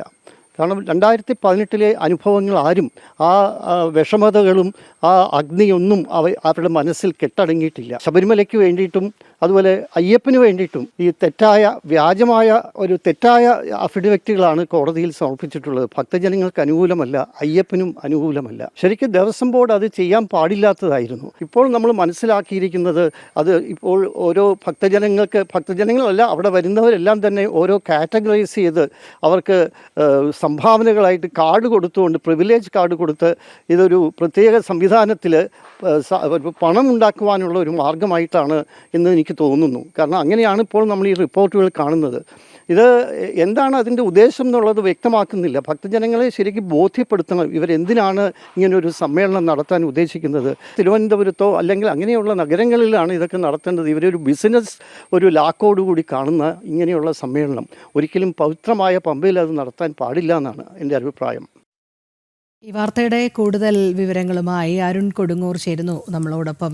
അരുൺ, നമസ്തേ, ഗുഡ് മോർണിംഗ്. അദ്ദേഹം പറഞ്ഞു വെച്ചത് മുഴുവൻ പറഞ്ഞില്ല. കാര്യം അദ്ദേഹം ഒരു മാന്യനായതുകൊണ്ട് ചോദിക്കേണ്ട ഭാഷയിൽ അല്ലെങ്കിൽ പറയേണ്ട ഭാഷയിൽ അദ്ദേഹം പറഞ്ഞില്ല. പന്തളം കൊട്ടാരത്തിൽ നിന്നാണ് പി നാരായണ വർമ്മ ഒന്നിലധികം തവണ നമ്മുടെ ശബരിമലയുമായി ബന്ധപ്പെട്ട പല ചർച്ചകളിലും വന്നിട്ടുള്ള ആളാണ് വർമ്മജി. അരുണിനോട് എനിക്ക് ആദ്യം ചോദിക്കാനുള്ളത്, അരുൺ ഈ ദേവസ്വം ബോർഡുമായിട്ടൊക്കെ നിരന്തരം ബന്ധപ്പെട്ട് വാർത്തകൾ ചെയ്യുന്ന ആളാണ്. ദേവസ്വം ബോർഡ് പ്രസിഡന്റ് അടക്കമുള്ളവരോട് നേരിട്ട് സംസാരിക്കുന്ന ആളാണ്. 2-3 കാര്യങ്ങളിൽ ആദ്യത്തേത്, ഈ NSSനെയും SNDP ഒക്കെ തൽക്കാലം പോയി ഏതാണ്ട് PR വർക്കൊക്കെ നടത്തി ഒപ്പം നിർത്താൻ കഴിഞ്ഞു. ശരിയാണ്, സംഗമത്തിനോട് ആർക്കും എതിർപ്പില്ല, ഭക്തജന സംഗമം നടത്തുന്നതിനോട് ബുദ്ധിമുട്ടൊന്നുമില്ല. എന്തിനാണ് ഈ സംഗമം? 1, സംഗമം നടത്തുന്നത് ആര്? 3, വർമാജി പറഞ്ഞ പോലെ സംഗമം നടത്തും മുമ്പ് നിങ്ങൾ പണ്ട് സുപ്രീം കോടതിയിൽ കൊടുത്ത സത്യവാങ്മൂലം അത് പിൻവലിക്കുമോ, ഭേദഗതി ചെയ്യുമോ? ആചാര ലംഘനത്തെ അനുകൂലിച്ചുകൊണ്ട് സർക്കാരും ദേവസ്വം ബോർഡും സുപ്രീം കോടതിയിൽ കൊടുത്ത സത്യവാങ്മൂലം പിൻവലിക്കുമോ എന്നാണ് മാന്യമായ ഭാഷയിൽ വർമാജി പറഞ്ഞത്. 2, ഇപ്പോൾ പുറത്തു വരുന്ന വിവരങ്ങൾ എന്താണ്? ഏറ്റവും അധികം കാശ് കൊടുക്കുന്നവർക്ക് ഏറ്റവും അധികം സൗകര്യം. അരുൺ കൊടുങ്ങൂർ, ഇതെന്താണ്, ഒരു സ്റ്റാർ ക്ലബ് മെമ്പർഷിപ്പാണോ സർക്കാരും ദേവസ്വം ബോർഡും ചേർന്ന് ലോകമാകെ വിതരണം ചെയ്യുന്നത്?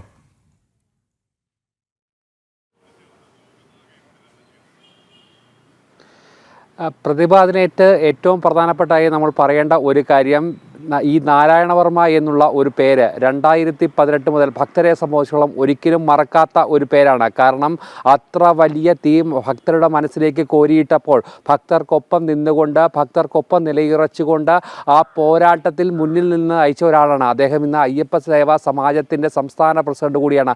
അദ്ദേഹമാണ് ഈ സ്പെഷ്യൽ ഇൻ്റർവ്യൂ നമുക്ക് തന്ന് അദ്ദേഹത്തിൻ്റെ നിലപാട് അദ്ദേഹം കൃത്യമായി, വ്യക്തമായി, ശക്തമായി തന്നെ അദ്ദേഹം വ്യക്തമാക്കുന്ന ഒരു സാഹചര്യമാണ് ഇപ്പോൾ ഉണ്ടായിരിക്കുന്നത്. അതിലേറ്റവും പ്രധാനമായി അദ്ദേഹം പറഞ്ഞ ആദ്യ പോയിന്റ്, ഒരു തരത്തിലും ധാർമ്മികമായി ഈ അയ്യപ്പ സംഗമം നടത്താൻ സർക്കാരിനോ ദേവസ്വം ബോർഡിനോ ഒരു കാരണവശാലുമുള്ള ഒരു അനുമതി ഉണ്ടാകില്ല. അത് കൃത്യമായി തന്നെ അദ്ദേഹം എടുത്തു പറയുന്നു.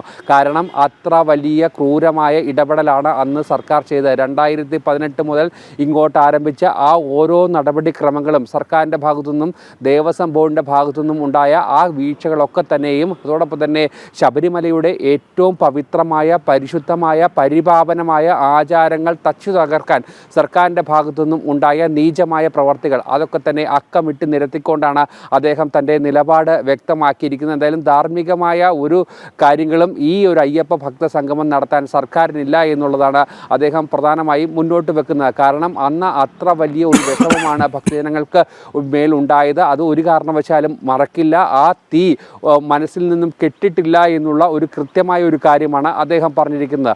മറ്റൊരു പ്രധാനപ്പെട്ട കാര്യം, ഈ അയ്യപ്പ ഭക്ത സംഗമത്തിലൂടെ ലക്ഷ്യം വെക്കുന്നത് വാണിജ്യ താല്പര്യമാണ്. അതുകൊണ്ട് തന്നെ പവിത്രമായ പമ്പാ നദീ തീരത്ത് ഭക്തരെ സംബന്ധിച്ചോളം ഏറ്റവും വിശുദ്ധമായി കാണുന്ന ഒരിടമാണ് പമ്പ. ശബരിമലയുടെ ആചാരവുമായി ബന്ധപ്പെട്ട ഏറ്റവും സുപ്രധാനമായ ഒരിടമാണ്. അവിടെ ഇത്തരമൊരു അയ്യപ്പ ഭക്ത സംഗമം നടത്താൻ കഴിയില്ല, അല്ലെങ്കിൽ നടത്താൻ പാടില്ല എന്ന് കൃത്യമായി അദ്ദേഹം നിലപാടെടുത്തിരിക്കുന്നു. ആ വാണിജ്യ താല്പര്യത്തോടെയുള്ള ഈ അയ്യപ്പ സംഗമം ഇവിടെ വേണ്ട വേണ്ട എന്ന് പറയുന്നു. മൂന്നാമത്തെ പ്രധാനപ്പെട്ട കാര്യം, നേരത്തെ പ്രദീപ് സൂചിപ്പിച്ച പോലെ തന്നെ അയ്യപ്പ ഭക്ത സംഘവുമായി സർക്കാർ മുന്നോട്ട് പോകുമ്പോൾ മുൻ ചെയ്തികളൊക്കെ തന്നെ നമ്മൾ പറഞ്ഞതിനൊപ്പം തന്നെ ഈ സുപ്രീം കോടതിയിൽ കൊടുത്തിരിക്കുന്ന സത്യവാങ്മൂലം, യുവതീ പ്രവേശനത്തിന് അനുകൂലമായുള്ള ഒരു സത്യവാങ്മൂലമാണ് അന്ന് സർക്കാർ കൊടുത്തിരിക്കുന്നത്, ദേവസ്വം ബോർഡ് കൊടുത്തിരിക്കുന്നത്. ഇത് ഭക്തനും ഭഗവാനും ഒരുപോലെ എതിരാകുന്ന ഒരു സത്യവാങ്മൂലമാണ്. ഈ നിലപാട് തിരുത്തണമെന്ന് അന്നു മുതൽ തന്നെ വലിയ ആവശ്യം മുന്നോട്ട് വന്നിരുന്നു. പക്ഷേ ഈ വിഷയത്തിൽ ഒന്നും തന്നെ ഒരു കൃത്യമായ ഒരു ഇടപെടൽ നടത്താൻ ദേവസ്വം ബോർഡോ സർക്കാരോ തയ്യാറായിരുന്നില്ല.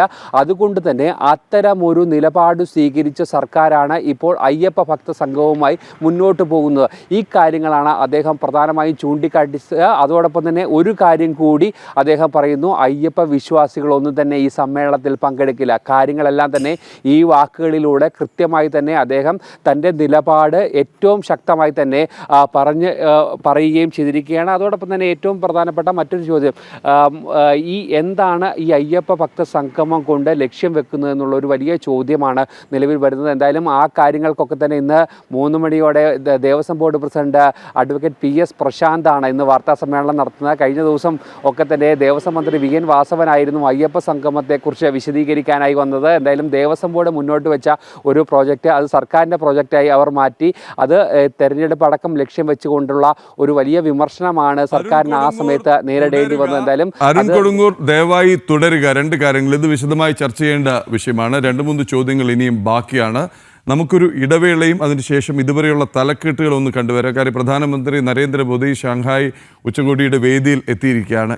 പ്രധാനമന്ത്രി നരേന്ദ്രമോദി നമ്മൾ അല്പം പറഞ്ഞ പോലെ ഷാങ്ഹായിലെ ഉച്ചകോടിയിൽ വേദിയിൽ എത്തിയിരിക്കുകയാണ്. പ്ലീനറി സമ്മേളനത്തെ അല്പസമയത്തിനകം അഭിസംബോധന ചെയ്യും. ആ ദൃശ്യങ്ങളാണ് ഇപ്പോൾ നമ്മൾ കണ്ടുകൊണ്ടിരിക്കുന്നത്. ലോകം ഉറ്റുനോക്കുന്ന കൂടിക്കാഴ്ച ഇന്ന് നടക്കും. പുടിനും നരേന്ദ്രമോദിയായുള്ള കൂടിക്കാഴ്ച. ഇപ്പോൾ നാം കാണുന്ന ദൃശ്യങ്ങൾ ഷാങ്ഹായ് കോഓപ്പറേഷൻ ഓർഗനൈസേഷൻ്റെ ഉച്ചകോടിയിൽ ലോക നേതാക്കൾക്കൊപ്പം വ്ളാഡിമിർ പുടിനെ കാണാം. ചൈനീസ് പ്രസിഡന്റ് ഷീ ജിൻപിങ് തൊട്ടടുത്ത് തന്നെയുണ്ട്. സൗഹൃദം പങ്കുവച്ച് തമാശ പറഞ്ഞ് ചിരിക്കുന്ന വളരെ അപൂർവമായ ദൃശ്യങ്ങൾ, വളരെ രസകരമായ ദൃശ്യങ്ങളാണ് നമ്മുടെ മുന്നിൽ കാണുന്നത്. ഏതാനും നിമിഷം ആ ദൃശ്യങ്ങളൊന്ന് കണ്ടിട്ട് കഥ പറയുന്ന ദൃശ്യങ്ങൾ. യെസ്, പക്ഷേ പ്രധാനമന്ത്രി പങ്കെടുക്കുന്ന എല്ലാ വേദികളിലും നമുക്ക് കാണാൻ കഴിയുന്നത് ഈ ഒരു ഊഷ്മളതയാണ്. അതായത് ലോക നേതാക്കളോട് ഈ ഒരു സാധാരണ ഒരു വളരെ ഫേമായിട്ടുള്ള ഫോർമൽ ആയിട്ടുള്ള ഒരു ഹാൻഡ് ഷേക്കും പിന്നെ ഫോട്ടോയ്ക്ക് വേണ്ടിയിട്ടുള്ള ഒരു പോസിങ്ങും ഒക്കെ ആണെങ്കിൽ, പക്ഷെ നേരെ ഇവിടെ വ്യത്യസ്തമാണ്. അതായത് അദ്ദേഹം പങ്കെടുക്കുമ്പോൾ എപ്പോഴും അദ്ദേഹം തൻ്റെ കൂട്ടുകാരെ പോലെയാണ് ഇവരെ എല്ലാവരെയും സ്വീകരിക്കുന്നതും അഭിസംബോധന ചെയ്യുന്നതും. ഒരു പക്ഷേ പ്രദീപിനെ തന്നെ കാണാൻ കഴിയും എത്ര മനോഹരമായിട്ടാണ് തമ്മിൽ കൈപിടിച്ച് തോളിൽ തട്ടി ചിരിച്ച് ഒരു പഴയ കൂട്ടുകാരെ കാണുന്നത് പോലെയുള്ള ഒരു ഊഷ്മളത. അത് കണ്ടുകൊണ്ടിരിക്കുന്ന നമുക്ക് പോലും അതിലേക്ക് എത്രത്തോളം അത് ആകർഷണീയമാണ് കിട്ടുന്നുള്ളതാണ്. രോഹിണി പറഞ്ഞതിലൊരു വളരെ പ്രധാനപ്പെട്ട ഒരു സംഗതി എന്താ പറയുക, ഈ നെഗോഷിയേഷൻ അതല്ലെങ്കിൽ ചർച്ച കൂടിക്കാഴ്ചയിലൊരു പ്രശ്നം എന്ന് പറയുന്നത് വിവിധ പേഴ്സണാലിറ്റികളുള്ളവരായിരിക്കും. നമുക്കിവിടെ തന്നെ നമുക്ക് കണ്ടാലറിയാം, ഇവിടെ ചിലർ വളരെ നല്ല കുട്ടികളൊന്നും മിണ്ടാതെ നടക്കുന്നത് കാണാം. അപ്പോൾ അതിങ്ങനെ അടുത്തടുത്ത് പോയി ചോദിക്കുമ്പോൾ അയാളോ തൊട്ടടുത്തിരിക്കുന്ന ആളോ പോലെ ഒരു ഇൻട്രോവേർട്ടാണ്. അപ്പോൾ അത് ഈ ബ്രേക്കിംഗ് ഐസ് എന്ന് പറഞ്ഞൊരു സംഗതി ഉണ്ട്. അത് വളരെ ബുദ്ധിമുട്ടുള്ളൊരു കാര്യമാണ്. അതാണ് ഇദ്ദേഹം അനായാസമായി, കാര്യം ഏതൊക്കെ തരക്കാരെ, ഏതൊക്കെ രാഷ്ട്രങ്ങളിലുള്ള, ഏതൊക്കെ വിവിധ പശ്ചാത്തലമുള്ള നേതാക്കൾ ഇദ്ദേഹത്തിൻ്റെ മുന്നിൽ ഈ അലിഞ്ഞില്ലാതാകുന്നൊന്നുമല്ല, പക്ഷെ എന്ത് ഊഷ്മളമായി, എന്ത് വാമായി, എന്ത് അടുപ്പത്തോടെ ഇൻഫോർമലായി സംസാരിക്കാൻ കഴിയുന്നു. കമ്മ്യൂണിക്കേഷൻ്റെ ഒരു അപാര സ്കിൽ എന്ന് വേണമെങ്കിൽ ഇത് പറയാവുന്നതാണ് അല്ലേ? ഒരു പക്ഷേ നമ്മൾ മുൻപ് കണ്ടിട്ടുള്ള നമ്മുടെ പ്രധാനമന്ത്രിമാരിൽ വെച്ച് നോക്കുമ്പോൾ എങ്ങനെയാണ് നമ്മുടെ പ്രധാനമന്ത്രി നരേന്ദ്രമോദി ഇങ്ങനെ ആൾക്കാരെ എന്ന് മാത്രമല്ല ലോക നേതാക്കളെ ഉൾപ്പെടെ കയ്യിലെടുക്കുന്നത് എന്നും കൂടി നമുക്ക് പറയാൻ കഴിയും. കാരണം വളരെ സന്തോഷം നൽകുന്നൊരു കാഴ്ച തന്നെയാണ്. വളരെ നിർണായകമായ കൂടിക്കാഴ്ചകളാണ് നടക്കാനിരിക്കുന്നത്, അതൊക്കെ അറിയാം. പക്ഷേ ഇപ്പോഴുള്ള അവരുടെ ആ സംഭാഷണവും ചേർത്ത് പിടിക്കലും തമാശ പറയലും ഒക്കെ കാണുമ്പോൾ വളരെയധികം സന്തോഷം തോന്നുന്നു. ഒരു പക്ഷേ ഭാരതം ഇന്നുവരെ കണ്ടിട്ടില്ലാത്ത അത്രയും നയതന്ത്ര ബന്ധം ഊട്ടിയുറപ്പിക്കുന്നതിലേക്ക് കാര്യങ്ങൾ എത്തിച്ചേർന്നതും ഈ ഒരു ഊഷ്മളത അടിസ്ഥാനമാക്കി തന്നെയാകണം. ഇത് നയതന്ത്രത്തിനും അപ്പുറത്തേക്ക് എത്തി നിൽക്കുന്നു. അതായത് അതിൻ്റെ ഒരു നേതൃസ്ഥാനത്തേക്ക്, അതിൻ്റെ ഒരു ഒത്ത നടുവിൽ ഇങ്ങനെ നിലയുറപ്പിച്ച് നിൽക്കുന്നു. അഹങ്കാരം തെല്ലുമില്ലാതെ, എന്നാൽ അഭിമാനവും നമ്മുടെ താല്പര്യവും ബലി കഴിക്കാതെ. മറ്റൊരു പ്രധാനപ്പെട്ട കാര്യം എന്ന് പറയുന്നത് ലോകവേദികളിൽ കണ്ടിരുന്ന മറ്റൊരു കാഴ്ച, ഞാൻ ആരെയും അന്യായമായി കമ്പയർ ചെയ്യുന്നില്ല, കാര്യം പല പശ്ചാത്തലത്തിൽ നിന്ന് വന്നവരാണ്, പല സാഹചര്യങ്ങളിൽ പ്രധാനമന്ത്രിമാരായവരാണ്, ആയിപ്പോയവരാണ്. പക്ഷേ ലോകവേദിയിൽ ഇന്ന് നരേന്ദ്രമോദി കടന്നു ചെന്ന് കഴിഞ്ഞാൽ ലോക നേതാക്കൾ അദ്ദേഹത്തിന് ചുറ്റും കൂടുന്നു. അദ്ദേഹം ഒരാളെ നമ്മൾ കടന്നു വരുമ്പോൾ പെട്ടെന്നൊരാളെ ശ്രദ്ധിച്ചില്ല എങ്കിൽ പുറകെ വന്ന് അല്ലെങ്കിൽ പിന്നിൽ നിന്ന് വന്ന് ഒത്തുകൂടുന്നു, മോദിക്ക് ചുറ്റും കൂടുന്നു.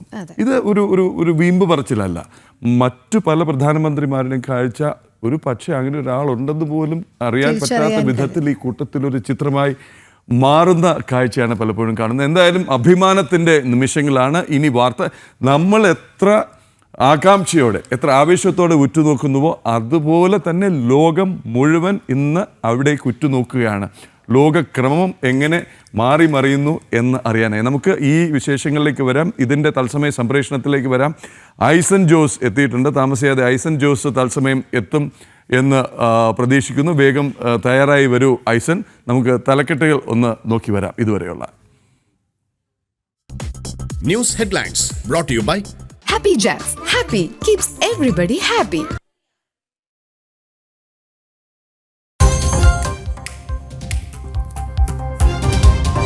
പ്രധാനമന്ത്രി നരേന്ദ്രമോദി ഷാങ്ഹായ് ഉച്ചകോടി വേദിയിൽ പ്ലീനറി സമ്മേളനത്തെ അഭിസംബോധന ചെയ്യും. അല്പസമയത്തിനകം ലോകമുറ്റുനോക്കുന്ന മോദി പുടിൻ കൂടിക്കാഴ്ച ഇന്ന്.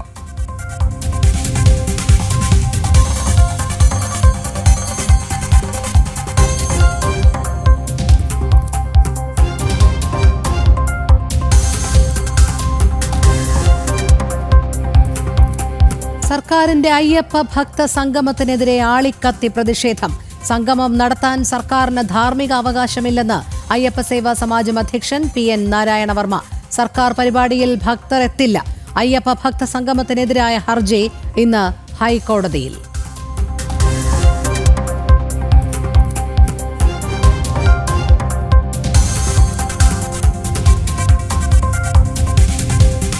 സംസ്ഥാനത്ത് വീണ്ടും ആശങ്കയായി അമീബിക് മസ്തിഷ്ക ജ്വരം. കോഴിക്കോട് ചികിത്സയിലിരുന്ന കുട്ടിയും വീട്ടമ്മയും മരിച്ചു. രോഗബാധയുടെ ഉറവിടം കണ്ടെത്താനാകാതെ ആരോഗ്യവകുപ്പ്.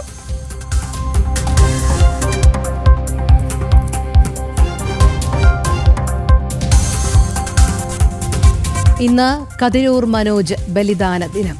RSS കണ്ണൂർ ജില്ലാ ശാരീരിക് ശിക്ഷൻ പ്രമുഖായിരുന്ന കതിരൂർ മനോജ് CPM ആക്രമണത്തിൽ കൊല്ലപ്പെട്ടിട്ട് 11 വർഷം. കതിരൂരിലെ സ്മൃതി മണ്ഡപത്തിൽ പുഷ്പാർച്ചനയും സാംഘികം.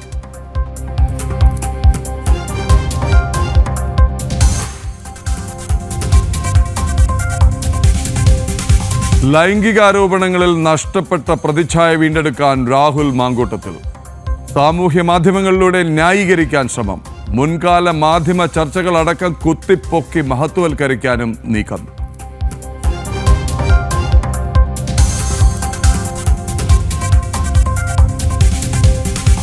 കേരള ക്രിക്കറ്റ് ലീഗിൽ കൊച്ചി ബ്ലൂ ടൈഗേഴ്സിന് ജയം. ആലപ്പി റിപ്പിൾസിനെ തകർത്തത് 3 വിക്കറ്റിന്. സഞ്ജു സാംസൺ കളിയിലെ താരം.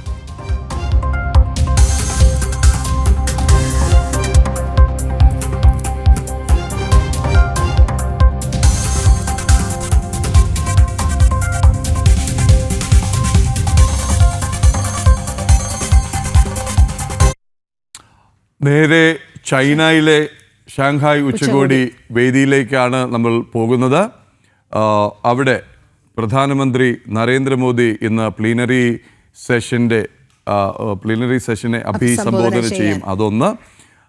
കഴിഞ്ഞ ദിവസം ചൈനീസ് പ്രസിഡന്റ് ഷീ ജിൻപിങ്ങുമായി അദ്ദേഹം കൂടിക്കാഴ്ച നടത്തിയിരുന്നു. അതിനുശേഷം വളരെ പ്രധാനപ്പെട്ട ഒട്ടനവധി വാർത്തകൾ ഇന്നലെ ഇതായിരുന്നു നമ്മുടെ എഡിറ്റേഴ്സ് ചോയ്സിൽ. ഈ വിഷയമാണ് ചർച്ച ചെയ്ത അതിഥികൾ നമ്മളോടൊപ്പം ഉള്ളപ്പോൾ തന്നെ പ്രധാനപ്പെട്ട 2 വാർത്തകൾ വന്നിരുന്നു.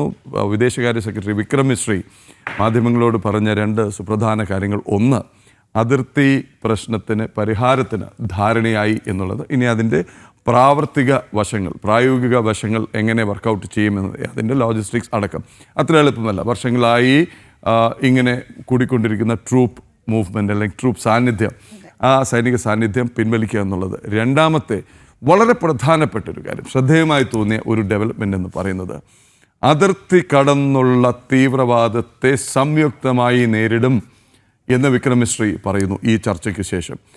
ഇന്നലത്തെ ചർച്ചയിൽ നമ്മളടക്കം ഉന്നയിച്ചൊരു ആശങ്ക എന്ന് പറയുന്നത് ചൈനയോട് ഭാരതം അടുക്കുന്നു, ചൈനയുമായി കൂടുതൽ ഊഷ്മളമായ ബന്ധം ഊട്ടിയുറപ്പിക്കുന്നു, ആനയും വ്യാളിയും ഒരുമിക്കുന്നു, എലിഫൻറ്റും ഡ്രാഗണും ഒന്നിക്കുന്നു എന്ന് പറയുമ്പോഴും ചൈന പാകിസ്ഥാൻ അന്തർധാര അതെങ്ങനെ നമ്മൾ ഡീൽ ചെയ്യുമെന്നുള്ളതാണ്. അപ്പോൾ അതിനുള്ളൊരു സന്ദേശമായി കൂടി ഇതിനെ കാണണം എന്ന് കരുതുന്നു. അതിർത്തി കടന്നുള്ള തീവ്രവാദം എവിടെ നിന്നാണ് വരുന്നതെന്ന് അറിയാൻ വേണ്ടി പാഴു പഠിപ്പുരയിൽ പോകേണ്ട കാര്യമില്ല. ഐസൻ ജോസ് ചേരുകയാണ് നമുക്കൊപ്പം ഇന്റർനാഷണൽ ഡെസ്കിൽ നിന്ന്. ഐസൻ ജോസ്, ഗുഡ് മോർണിംഗ്, നമസ്തേ.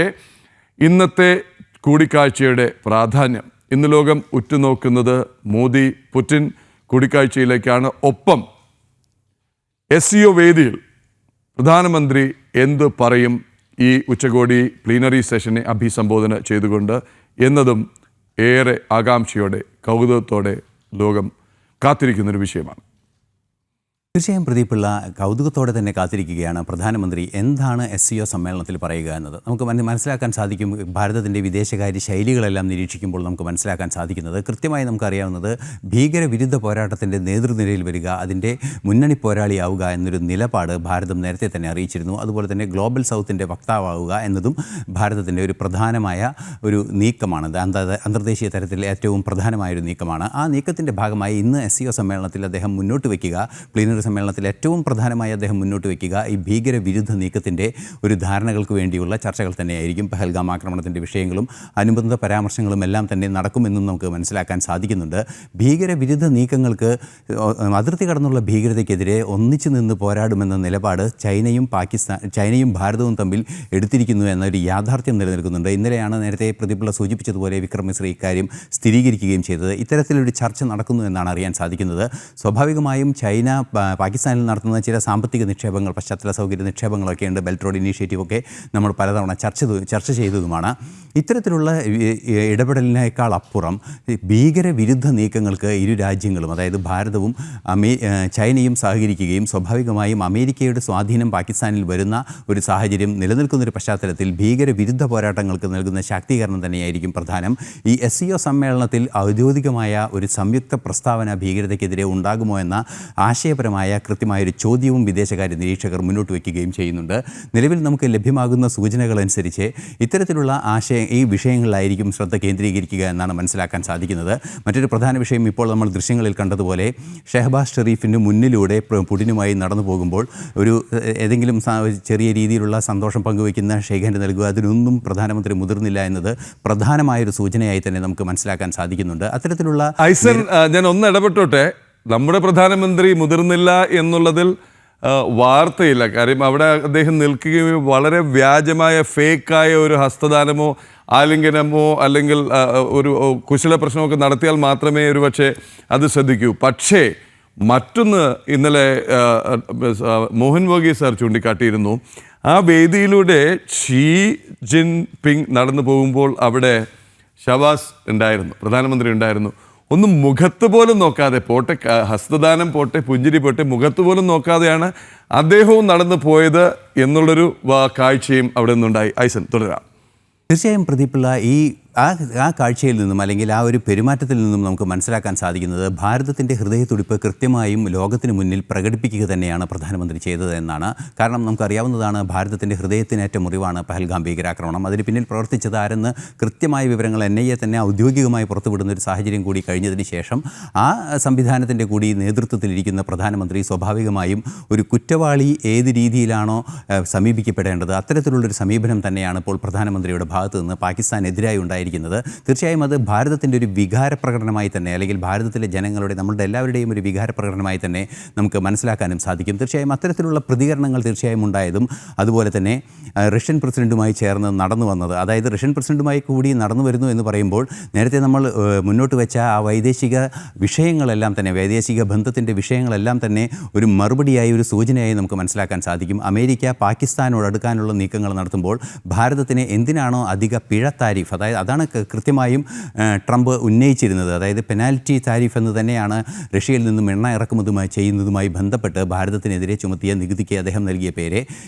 ആ ഒരു സാഹചര്യത്തിൽ തന്നെ എണ്ണ ഇറക്കുമതി നിർത്തുന്ന വിഷയമില്ല, അത് കൃത്യമായി തുടരുകയും ചെയ്യുമെന്ന് അറിയിക്കുകയും ഈ അടുത്ത ദിവസങ്ങളിൽ റെക്കോർഡ് എണ്ണ വിൽപ്പന ഇരു രാജ്യങ്ങൾക്കിടയിൽ നടക്കുകയും ചെയ്തു, അല്ലെങ്കിൽ ഭാരതം വാങ്ങുകയും ചെയ്തു എന്ന ഒരു യാഥാർത്ഥ്യം കൂടി നിലനിൽക്കുമ്പോൾ റഷ്യൻ പ്രസിഡന്റുമായി നടന്നു പോകുന്ന ഒരു സാഹചര്യത്തിൽ അമേരിക്കയ്ക്കും അതുപോലെ തന്നെ പാകിസ്ഥാനും ഒരു മുന്നറിയിപ്പാണത്. സ്വാഭാവികമായും ഭാരതത്തിൻ്റെ വിദേശകാര്യ നയങ്ങളിൽ വെള്ളം ചേർത്തല്ല മറ്റേതെങ്കിലും വ്യക്തികളുടെ താല്പര്യമോ അല്ലെങ്കിൽ എന്തെങ്കിലും സംരക്ഷിക്കേണ്ടത് എന്ന ഉറച്ച നിലപാടിൽ തന്നെയാണ് പ്രധാനമന്ത്രി നരേന്ദ്രമോദി ഉള്ളത് എന്നതിൻ്റെ ഒരു വിശദീകരണം കൂടിയാണ് നമുക്ക് ഇപ്പോൾ ദൃശ്യങ്ങളിൽ നിന്നും വായിച്ചെടുക്കാൻ സാധിക്കുന്നത്. സ്വാഭാവികമായും റഷ്യയുമായുള്ള ചർച്ചകളിൽ ഈ താരിഫുമായുള്ള വിഷയങ്ങൾ കടന്നു വരുമെന്നതൊരു വിഷയം തന്നെയാണ്. എണ്ണ വാങ്ങുന്നത് സംബന്ധിച്ചും കൂടുതൽ ബന്ധങ്ങൾ ശാക്തീകരിക്കുന്നത് സംബന്ധിച്ചുമുള്ള വിവിധങ്ങളായ ചർച്ചകൾ നടക്കുമെന്നാണ് മനസ്സിലാക്കാൻ സാധിക്കുന്നത്. മറ്റൊരു പ്രധാന വിഷയം നമുക്ക് പറയാനുള്ളത് S-400 എന്ന് പറയുന്ന പ്രതിരോധ സംവിധാനങ്ങളുണ്ട്. അതായത് ഈ വ്യോമ പ്രതിരോധ സംവിധാനങ്ങളുണ്ട്. സുദർശൻ എന്ന് പറയുന്ന വ്യോമ പ്രതിരോധ സംവിധാനങ്ങളെയെല്ലാം തന്നെ അടുത്ത ഘട്ടം ഭാരതത്തിന് നൽകാനിരിക്കുന്നു. 2026 അത് വരും എന്ന ഒരു പ്രതിരോധ സംവിധാനങ്ങളുടെ ഭാഗമായുള്ള ചർച്ചകളുണ്ട്. മറ്റു വിമാനങ്ങളുടെ മിഗ് വിമാനങ്ങളുടെയൊക്കെ പല കോൺട്രാക്റ്റുകളുടെ കാര്യങ്ങളും ചർച്ച ചെയ്യുന്നുണ്ട്. ആ കാര്യത്തിൽ സൈനികമായ ബന്ധം ഇരു രാഷ്ട്രങ്ങളും തമ്മിൽ ശാക്തീകരിക്കുമെന്നാണ് മനസ്സിലാക്കാൻ സാധിക്കുന്നത്. മാത്രമല്ല ഇന്നലെ ചൈനയുമായി നടന്ന ചർച്ചയിലും ഇത്തരത്തിൽ വിശാലമായ വാണിജ്യ താല്പര്യങ്ങൾ സംരക്ഷിക്കുന്നതിനുള്ള അല്ലെങ്കിൽ ഈ മാർക്കറ്റിൻ്റെ സുരക്ഷ ഉറപ്പാക്കുന്നതിനുള്ള ഇന്ത്യ, റഷ്യ, ചൈന മാർക്കറ്റ് എന്ന് പറയുന്ന ഒരു വിശാലമായ മാർക്കറ്റിൻ്റെ ഒരു രൂപീകരണത്തിനുള്ള നീക്കങ്ങൾ വാണിജ്യ രംഗത്ത് നടത്തുന്നു. ഉഭയകക്ഷി ചർച്ചകളെല്ലാം തന്നെ തുടരുന്നു. അതും ഒരു യാഥാർത്ഥ്യമാണ്. മറ്റൊരു പ്രധാന വിഷയം ഇന്ന് വ്ളാഡിമിർ പുടിനുമായി നടക്കുന്ന കൂടിക്കാഴ്ച. ആ കൂടിക്കാഴ്ചയിൽ പ്രധാനമായ ഒരു വിഷയമായി തന്നെ വരിക യുക്രൈൻ വിഷയമാണ്. യുക്രൈനിൽ ചൈനയിൽ പ്രധാനമന്ത്രി എത്തിയ ആ ദിവസം തന്നെ യുക്രൈൻ പ്രസിഡന്റ് വോളോഡിമിർ സെലൻസ്കിയുമായി അദ്ദേഹം ഫോണിൽ സംസാരിച്ചിരുന്നു. സാഹചര്യങ്ങളെല്ലാം അറിയിച്ചുവെന്ന് യുക്രൈൻ പ്രസിഡന്റ് ഏറ്റവും വിശാലമായൊരു സ്റ്റേറ്റ്മെൻറ്റ് ഭാരതത്തിൻ്റെ പ്രധാനമന്ത്രിയുമായി ഫോണിൽ സംസാരിച്ചത് സംബന്ധിച്ചാണ് യുക്രൈൻ പ്രസിഡന്റ് നാളിതുവരെ ട്വിറ്ററിൽ നൽകിയ അല്ലെങ്കിൽ എക്സിൽ പങ്കുവച്ച കുറിപ്പുകളിൽ ഉണ്ടായിരുന്നത്. ഏറ്റവും ദീർഘമായൊരു കുറിപ്പിലൂടെ ആ നിലപാട് കൃത്യമായി അറിയിക്കുകയും ഇരു രാജ്യങ്ങളും തമ്മിൽ സമാധാനം പുനഃസ്ഥാപിക്കുന്നതിനുള്ള നീക്കങ്ങൾ നടത്തുകയും വേണമെന്ന കൃത്യമായൊരു സൂചന തന്നെ നൽകിയിരുന്നു. അതുപോലെ തന്നെ യൂറോപ്യൻ യൂണിയൻ പിന്തുണ നൽകുന്ന എല്ലാ കാര്യങ്ങളും ഏതൊക്കെ കാര്യങ്ങളാണോ പ്രധാനമന്ത്രി നരേന്ദ്രമോദിയോട് വിശദീകരിച്ചത് അതെല്ലാം തന്നെ വിശദീകരിച്ച് ലോകത്തോട് പറയുന്ന ഒരു സാഹചര്യം സെലൻസ്കിയുടെ ഭാഗത്തു നിന്നുണ്ടായി. ഇന്ന് റഷ്യയുടെ പ്രസിഡന്റുമായി ചർച്ചകൾ നടക്കുമ്പോൾ ഈ യുദ്ധം അവസാനിപ്പിക്കുന്നതിനുള്ളൊരു നീക്കം നമുക്കറിയാവുന്നതാണ്. യഥാർത്ഥത്തിൽ ഭാരതം മുന്നോട്ട് വയ്ക്കുന്ന ആശയം ശ്രീബുദ്ധൻ്റെ അഹിംസയാണ് എന്ന് കൃത്യമായി രണ്ട് രാഷ്ട്രങ്ങളും സന്ദർശിച്ച് പറഞ്ഞ പ്രധാനമന്ത്രിയാണ് വീണ്ടും ആ രാഷ്ട്രത്തലവനിൽ ഒരു രാഷ്ട്രത്തലവനോട് അതായത് സെലൻസ്കിയുമായി ഫോണിൽ സംസാരിക്കുകയും പിന്നീട് റഷ്യൻ പ്രസിഡന്റുമായി നേരിട്ട് സംസാരിക്കുകയും ചെയ്യുന്നത്. ഒരുപക്ഷേ യുക്രൈൻ സമാധാന ചർച്ചകൾ ശാക്തീകരിക്കുന്നതിനുള്ള അല്ലെങ്കിൽ യുക്രൈൻ യുദ്ധം സമാധാനത്തിലേക്ക് നീങ്ങുന്നതിനുള്ള സാഹചര്യങ്ങൾ ഒരുങ്ങുകയും അധികം വൈകാതെ അതിലൊരു മധ്യസ്ഥം ഭാരതത്തിൻ്റെ ഭാഗത്തു നിന്നുണ്ടാവുകയും യുക്രൈൻ യുദ്ധം ശാശ്വത സമാധാനത്തിലേക്ക് നീങ്ങുകയും ചെയ്യുമെന്ന പ്രതീക്ഷകളും അന്താരാഷ്ട്ര നിരീക്ഷകർ പങ്കുവയ്ക്കുന്നുണ്ട്. പ്രദീപിള്ള. ശരി, ഐസൻ ജോസ്, എന്തായാലും ലോകം ഉറ്റുനോക്കുന്നു, നമുക്കും ഫോളോ ചെയ്യാം അവിടെ എന്തൊക്കെയാണ് അവിടെ നടക്കുന്ന ചർച്ചകൾ, അതുപോലെ തന്നെ അവിടെ നിന്ന് വരുന്ന തീരുമാനങ്ങൾ അല്ലെങ്കിൽ സൂചനകൾ. എനിക്ക് തോന്നുന്നു വളരെ വളരെ വ്യക്തമായ ചില സൂചനകൾ ഇന്ന് ലഭിക്കും. ഒരുപക്ഷെ ഒരു പ്രഖ്യാപനമോ ഒരു വാർത്താക്കുറിപ്പോ ഉണ്ടായില്ലെങ്കിൽ പോലും കൃത്യമായ ബ്രീഫിംഗ്, വിദേശകാര്യ സെക്രട്ടറിയുടെ ബ്രീഫിങ്ങിലെങ്കിലും നമുക്കൊരു ധാരണയുണ്ടാകും ഈ ചർച്ചകളുടെ ഫലം എന്താണ്, എങ്ങോട്ടേക്കാണ് ഇത് പോകുന്നത്. പുതിനും മോദിയും ഷീ ജിൻപിങ്ങും ഒരുമിച്ച് കാണുന്നു, ഇരുവരും വേറെ വേറെ ചർച്ച നടത്തുന്നു. മറുഭാഗത്ത് സ്വാഭാവികമായിട്ടും എല്ലാവരും മടുത്തിരിക്കുകയാണ് രോഹിണി, ട്രംപിൻ്റെ ടാൻട്രംസ് ഒക്കെ. അപ്പോൾ അത് എങ്ങനെ ബാധിക്കും? ഈ താരിഫ് എന്ന് പറയുന്നത് നിസ്സാരമായി തള്ളിക്കളയുന്നുമില്ല. താരിഫ് നമ്മളെ ബാധിക്കുകയില്ല എന്ന് പറഞ്ഞാൽ അത് ശരിയാവില്ല, പക്ഷേ ചില പ്രശ്നങ്ങളുണ്ടാക്കും, പ്രതിസന്ധി ഉണ്ടാക്കില്ല എന്ന് തന്നെയാണ് വളരെ കൃത്യമായി പറയുന്നത്. ഈ ഘട്ടത്തിൽ ഓർക്കേണ്ടത്, ഈ താരിഫ് പ്രഖ്യാപനം വന്ന ദിവസം രാവിലെ പിന്നീട് ആദികേശവൻ സാറുമായി ബന്ധപ്പെടാൻ കഴിഞ്ഞില്ല. കഴിഞ്ഞ ദിവസം ചർച്ചയ്ക്ക് വിളിച്ചപ്പോൾ അദ്ദേഹം മറ്റൊരു ചാനലിൽ പോയിരിക്കുകയായിരുന്നു. ആദികേശവൻ സാർ ഇവിടെ ഇരുന്ന് പറഞ്ഞ ഒരു സ്വാഭാവികമായ ഒരു ചോദ്യത്തിന് അദ്ദേഹം തന്ന മറുപടി, ഇത് ഏതെങ്കിലും ഒരു ഘട്ടത്തിൽ അമേരിക്കയ്ക്ക് തിരിച്ചടിയാകും എന്ന് തന്നെയാണ്. അത് പ്രതീക്ഷിച്ചതിനേക്കാൾ വേഗത്തിൽ അമേരിക്കയ്ക്ക് തിരിച്ചടിയാകുന്ന കാഴ്ചയാണ് കാണുന്നത്. അമേരിക്കയ്ക്കുള്ളിൽ തന്നെ ട്രംപിനെതിരെ അതിരൂക്ഷമായ വിമർശനം ഉയർന്നു കഴിഞ്ഞു. മുൻ നാഷണൽ സെക്യൂരിറ്റി അഡ്വൈസർ കഴിഞ്ഞ ദിവസം ജെയ്ക്ക് സള്ളിവൻ്റെ ഒരു അഭിമുഖം പുറത്തു വന്നു. അതിൽ അദ്ദേഹം പറയുന്നത് US എന്ന ബ്രാൻഡ് ഇന്ന് ടോയ്ലറ്റിലാണ് എന്നാണ്. അപ്പോൾ ട്രംപിനെ ചുമക്കേണ്ട ഒരു അവസ്ഥ, അല്ലെങ്കിൽ ട്രംപ് ഒരു ബാധ്യതയാവുന്ന നിലയിലേക്കൊക്കെ കാര്യങ്ങൾ നീങ്ങുമോ എന്ന് പോലും നമുക്ക് കാത്തിരുന്ന് കാണേണ്ടി വരും. എന്തായാലും പെട്ടെന്നൊരു ഇടവേളയാണ്. ഇടവേളയ്ക്ക് ശേഷം മറ്റു വാർത്തകളിലേക്ക് വരാം. നമ്മൾ തിരികെ വാർത്തകളിലേക്ക് എത്തുമ്പോൾ RSS കണ്ണൂർ ജില്ലാ ശാരീരിക് ശിക്ഷൺ പ്രമുഖായിരുന്ന കതിരൂർ ഇളന്തോട്ടിൽ മനോജിനെ CPM പ്രവർത്തകർ മൃഗീയമായി കൊലപ്പെടുത്തിയിട്ട് ഇന്നേക്ക് 11 വർഷം. 2014 സെപ്റ്റംബർ 1-നാണ് മനോജിനെ കൊലപ്പെടുത്തിയത്. കതിരൂർ മനോജ് ബലിദാന ദിനത്തോടനുബന്ധിച്ച് സ്മൃതി മണ്ഡപത്തിൽ പുഷ്പാർച്ചന നടന്നു. നമുക്കതിൻ്റെ കൂടുതൽ വിവരങ്ങളിലേക്ക് പോകാം. മിഥുൻ പിള്ള ചേരുന്നു. മിഥുൻ, കതിരൂർ മനോജ് ബലിദാന ദിനത്തോടനുബന്ധിച്ച് ഇന്ന് സ്മൃതി മണ്ഡപത്തിൽ രാവിലെ പുഷ്പാർച്ചന നടക്കുകയുണ്ടായി. ആരൊക്കെയാണ് അവിടെ ഈ സ്മൃതി ദിനത്തിനായി പങ്കുചേരാനായി എത്തിയത്? മറ്റു വിവരങ്ങൾ. രോഹിണി, RSSന്റെ കണ്ണൂർ ജില്ലയിലെ കരുത്തനായ കാര്യകർത്താവായിരുന്നു കതിരൂർ മനോജ്. CPMന്റെ അക്രമ രാഷ്ട്രീയത്തോട് ഒരു തരത്തിലും തലകുണിക്കാതെ സംഘടനയ്ക്ക് വേണ്ടി അതിശക്തമായി പ്രവർത്തിച്ച ഒരു കാര്യകർത്താവായിരുന്നു.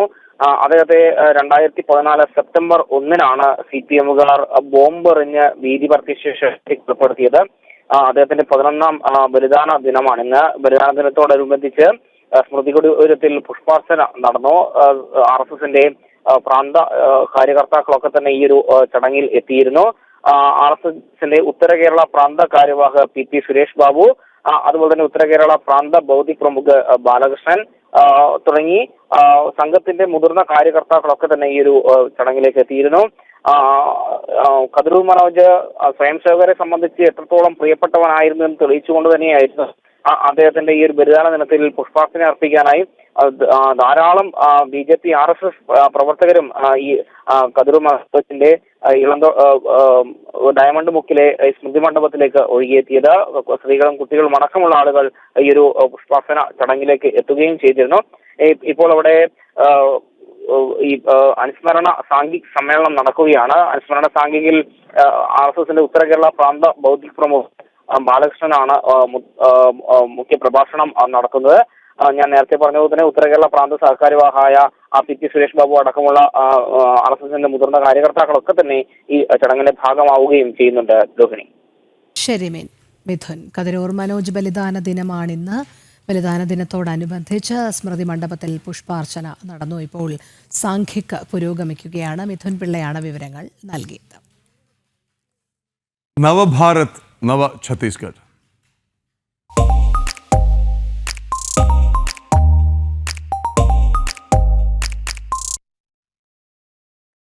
കേന്ദ്ര സംസ്ഥാന സർക്കാരുകളുടെ ദീർഘവീക്ഷണത്തോടെയുള്ള പദ്ധതികളാണ് ഇന്നത്തെ ഛത്തീസ്ഗഡിനെ രൂപപ്പെടുത്തിയത്. വികസിത സമാധാന സംസ്ഥാനമായി മാറിയ ഇന്നത്തെ ഛത്തീസ്ഗഡിന്റെ വിശേഷങ്ങൾ അറിയാം ഇനി. ये मोदी की गारंटी है, आपका सपना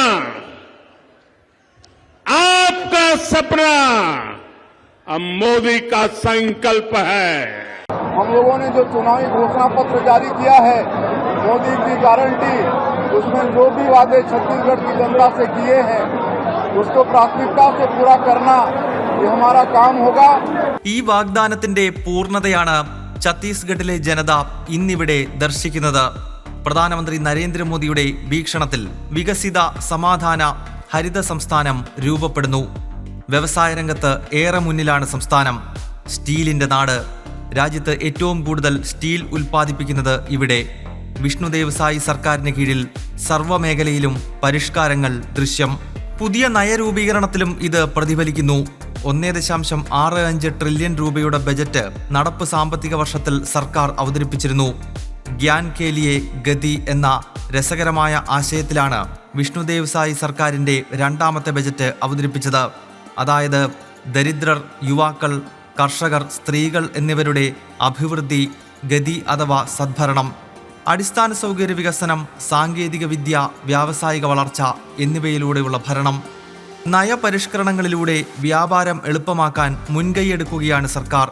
ആദ്യഘട്ടത്തിൽ 20 വകുപ്പുകളിലായി 216 പരിഷ്കാരങ്ങളാണ് ബജറ്റിൽ അവതരിപ്പിച്ചത്. ജനസൗഹൃദ ഭരണമാണ് വിഷ്ണുദേവ് സായി സർക്കാരിൻ്റേത്. പുതിയ എക്സൈസ് നയം പരിശോധിക്കാം. അധിക എക്സൈസ് തീരുവ കുറച്ച് ഏകീകൃത മദ്യവില നിലനിർത്തി. കള്ളക്കടത്ത് കുറയ്ക്കാനും വിപണി സ്ഥിരപ്പെടുത്താനും ഇതിലൂടെയായി.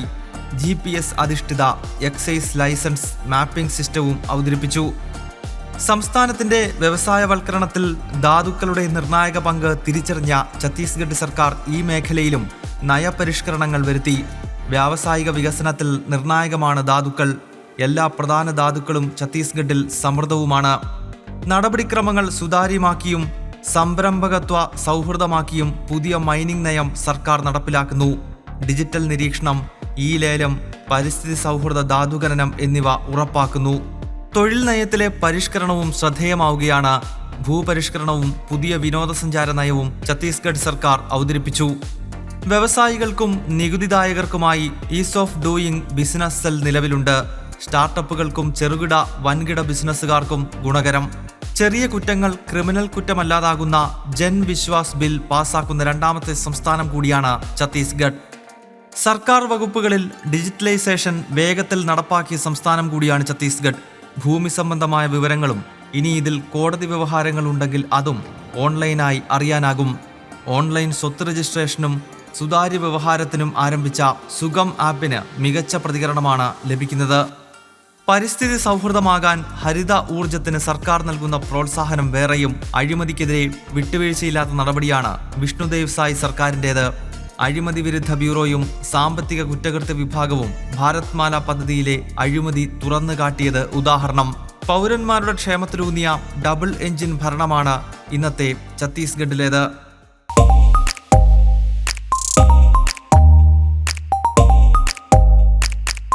IPL മോഡലിൽ കേരളത്തിൽ ക്രിക്കറ്റ് ആവേശം ഇങ്ങനെ കത്തിക്കയറിയാണ്. കഴിഞ്ഞ ദിവസം ഈ രാജ്യം മുഴുവൻ, അതായത് എല്ലാ ക്രിക്കറ്റ് പ്ലാറ്റ്ഫോമുകളും എല്ലാ ക്രിക്കറ്റ് ഹാൻഡിൽസിലും ഒരൊറ്റ വാർത്തയായിരുന്നു അതിഭയങ്കര വൈറലായത്. ഇവിടുത്തെ സൽമാൻ നിസാർ നടത്തിയ ഒരു പ്രകടനം, അവസാനത്തെ 2 ഓവറിൽ വാരിക്കൂട്ടിയ റൺസ്, സിക്സറിൻ്റെ ആറാട്ട്. നമുക്ക് ഏറ്റവും പുതിയ ക്രിക്കറ്റ് ആവേശ കാഴ്ചകൾ കാണാം. ക്രിക്കറ്റ് ആവേശം.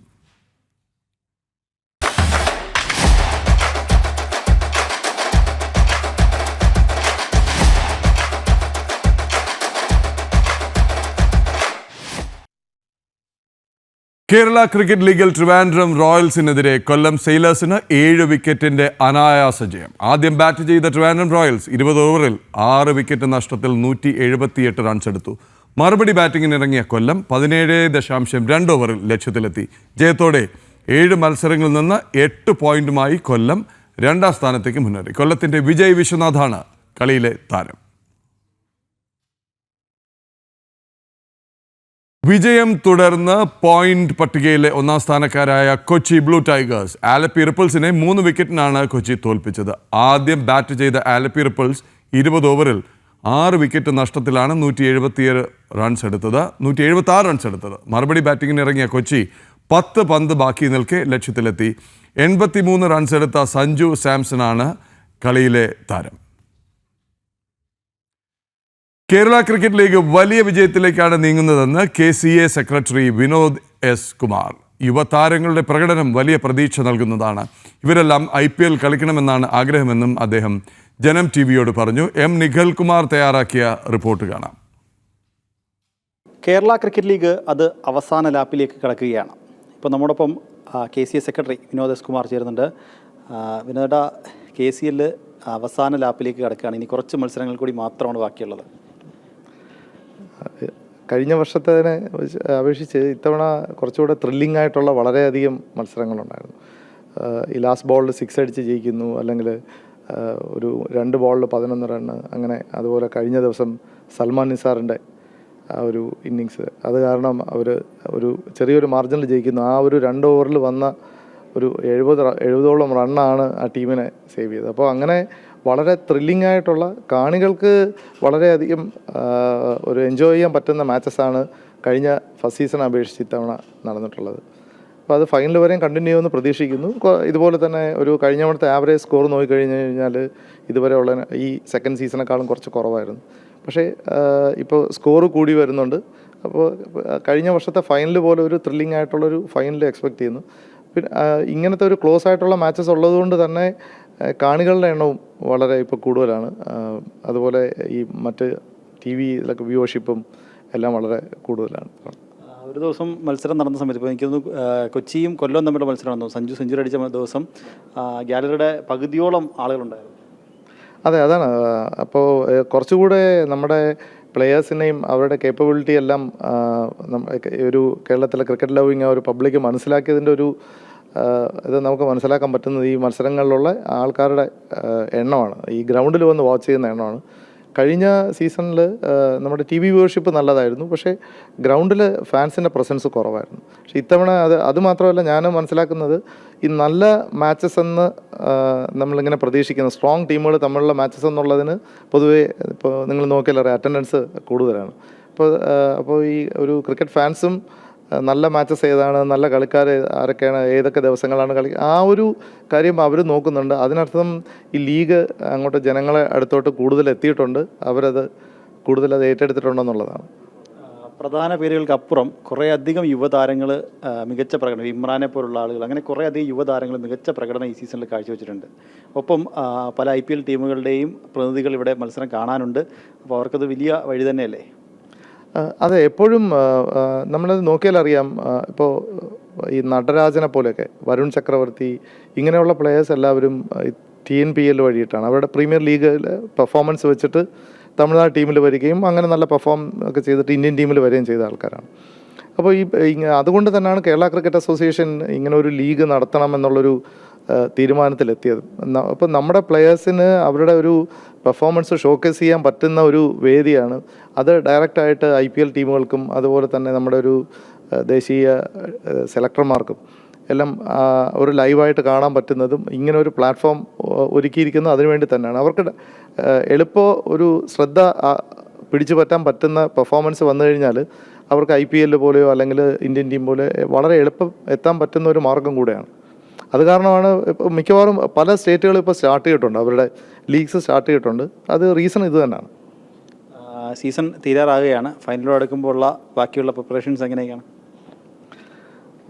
കേരള ക്രിക്കറ്റ് അസോസിയേഷൻ അതിൽ വെൽ പ്രിപ്പയർഡാണ്. നമ്മളെ ഒരുക്കങ്ങൾക്കൊന്നും അതിപ്പോൾ നിങ്ങളെല്ലാം ഇതിവിടെ വരുമ്പോൾ തന്നെ അത് മനസ്സിലാവും. നമ്മൾ എല്ലാ കാര്യങ്ങളും ശ്രദ്ധിക്കുന്നുണ്ട്. ഇപ്പോൾ കളിക്കാരുടെ കാര്യം മാത്രമല്ല, കാണികളുടെ കാര്യത്തിലായാലും നമ്മൾ കഴിഞ്ഞ വർഷത്തേനേക്കാളും കുറച്ചുകൂടെ ഒരു ഫാൻസിനൊരു പുതിയ എക്സ്പീരിയൻസ് കിട്ടാനായിട്ട് ഈ ഫാൻ വില്ലേജ് എന്ന് പറഞ്ഞിട്ടൊരു കോൺസെപ്റ്റ് ചെയ്യുന്നുണ്ട്. അവിടെയും നിങ്ങൾ ഈ മാച്ചുകൾക്കിടയിൽ നോക്കിയാൽ എപ്പോഴും ഫുള്ളാണ് അവിടെ, ഇപ്പോൾ കുട്ടികളും മുതിർന്നവരും എല്ലാവരും. അപ്പോൾ ഒരു ദിവസം ഒരു ഫാമിലി ഇങ്ങനെ ഒരു ക്രിക്കറ്റ് എന്ന് പറഞ്ഞാൽ ഇപ്പോൾ ഒരു ക്രിക്കറ്റ് എൻ്റർടൈൻമെൻറ്റ് എന്നാണ് ഇപ്പോൾ തന്നെ പറയാൻ പറ്റുന്നത്. അതിനുള്ള എല്ലാ സൗകര്യങ്ങളും നമ്മളിവിടെ ചെയ്തിട്ടുണ്ട്. കഴിഞ്ഞ ദിവസം നമ്മൾ രാജേഷ് തമ്പി സാറിനോട് ചോദിച്ചപ്പോൾ അദ്ദേഹം പറഞ്ഞത് KCA പ്രതീക്ഷിച്ചതിലും ഒരുപടി മുകളിലാണ് ഇതുവരെയുള്ള ഒരു കണക്കൂട്ടൽ വിലയിരുത്തലിലെന്നാണ്. അതെ, തീർച്ചയായിട്ടും. നമ്മൾ ഈ ചില മത്സരങ്ങൾക്കുള്ള ഒരു ക്രൗഡ് ഒരിക്കലും നമ്മൾ അത്രയും ഇത് പ്രതീക്ഷിക്കുന്നതായിരുന്നില്ല. എനിക്ക് തോന്നുന്നു ആദ്യത്തെ നമ്മുടെ ഫസ്റ്റ് ഡേ ഉള്ള മാച്ച് തന്നെ, ഓപ്പണിംഗ് ഡേയിലെ മാച്ച് നമ്മുടെ കഴിഞ്ഞ ഫൈനലിലുള്ളതിനേക്കാളും ആൾക്കാരുണ്ടായിരുന്നു. അപ്പോൾ അത് ജനങ്ങളിലോട്ട് എത്തിയിട്ടുണ്ട് ലീഗ് എന്നുള്ളതിൻ്റെ ഒരു സ്ഥിരീകരണം എന്ന് വേണമെങ്കിൽ പറയാം. എന്തായാലും നമ്മോടൊപ്പം വിശേഷങ്ങൾ പങ്കുവച്ചത് KCA സെക്രട്ടറി വിനോദ് എസ് കുമാറാണ്. കാര്യവട്ടം സ്റ്റേഡിയത്തിൽ നിന്നും അനീഷ് കാട്ടാക്കടയ്ക്കൊപ്പം നിഖിൽ കുമാർ, ജനം. പ്രതിസന്ധികളെ മറികടന്ന് തൻ്റെ സ്വപ്നങ്ങളെ കൈപ്പിടിയിൽ ഒതുക്കാൻ കഠിനാധ്വാനം ചെയ്യുന്ന ഒരു യുവ താരത്തിൻ്റെ കഥയാണിത്. അഖിൽ സ്കറിയ എന്ന തൊടുപുഴക്കാരൻ്റെ കഥ, ഒരു വ്യത്യസ്ത ക്രിക്കറ്റ് കഥ. കേരള ക്രിക്കറ്റ് ലീഗിൽ ബാറ്റ് കൊണ്ടും പന്ത് കൊണ്ടും മാസ്മരിക പ്രകടനം കാഴ്ചവെക്കുന്ന താരമാണ് കാലിക്കറ്റ് ഗ്ലോബ്സ്റ്റേഴ്സിൻ്റെ അഖിൽ സ്കറിയ. ആദ്യ സീസണിലെ വിക്കറ്റ് വേട്ടക്കാരുടെ പട്ടികയിൽ 1-ാം സ്ഥാനക്കാരനായിരുന്ന അഖിൽ ഇത്തവണയും ആ ഫോം തുടരുകയാണ്. ഏത് പ്രതിസന്ധി ഘട്ടത്തിലും കാലിക്കറ്റ് നായകൻ രോഹൻ കുന്നുമലിന് എടുത്ത് ഉപയോഗിക്കാനാകുന്ന വജ്രായുധം, അതാണ് അഖിൽ സ്കറിയ.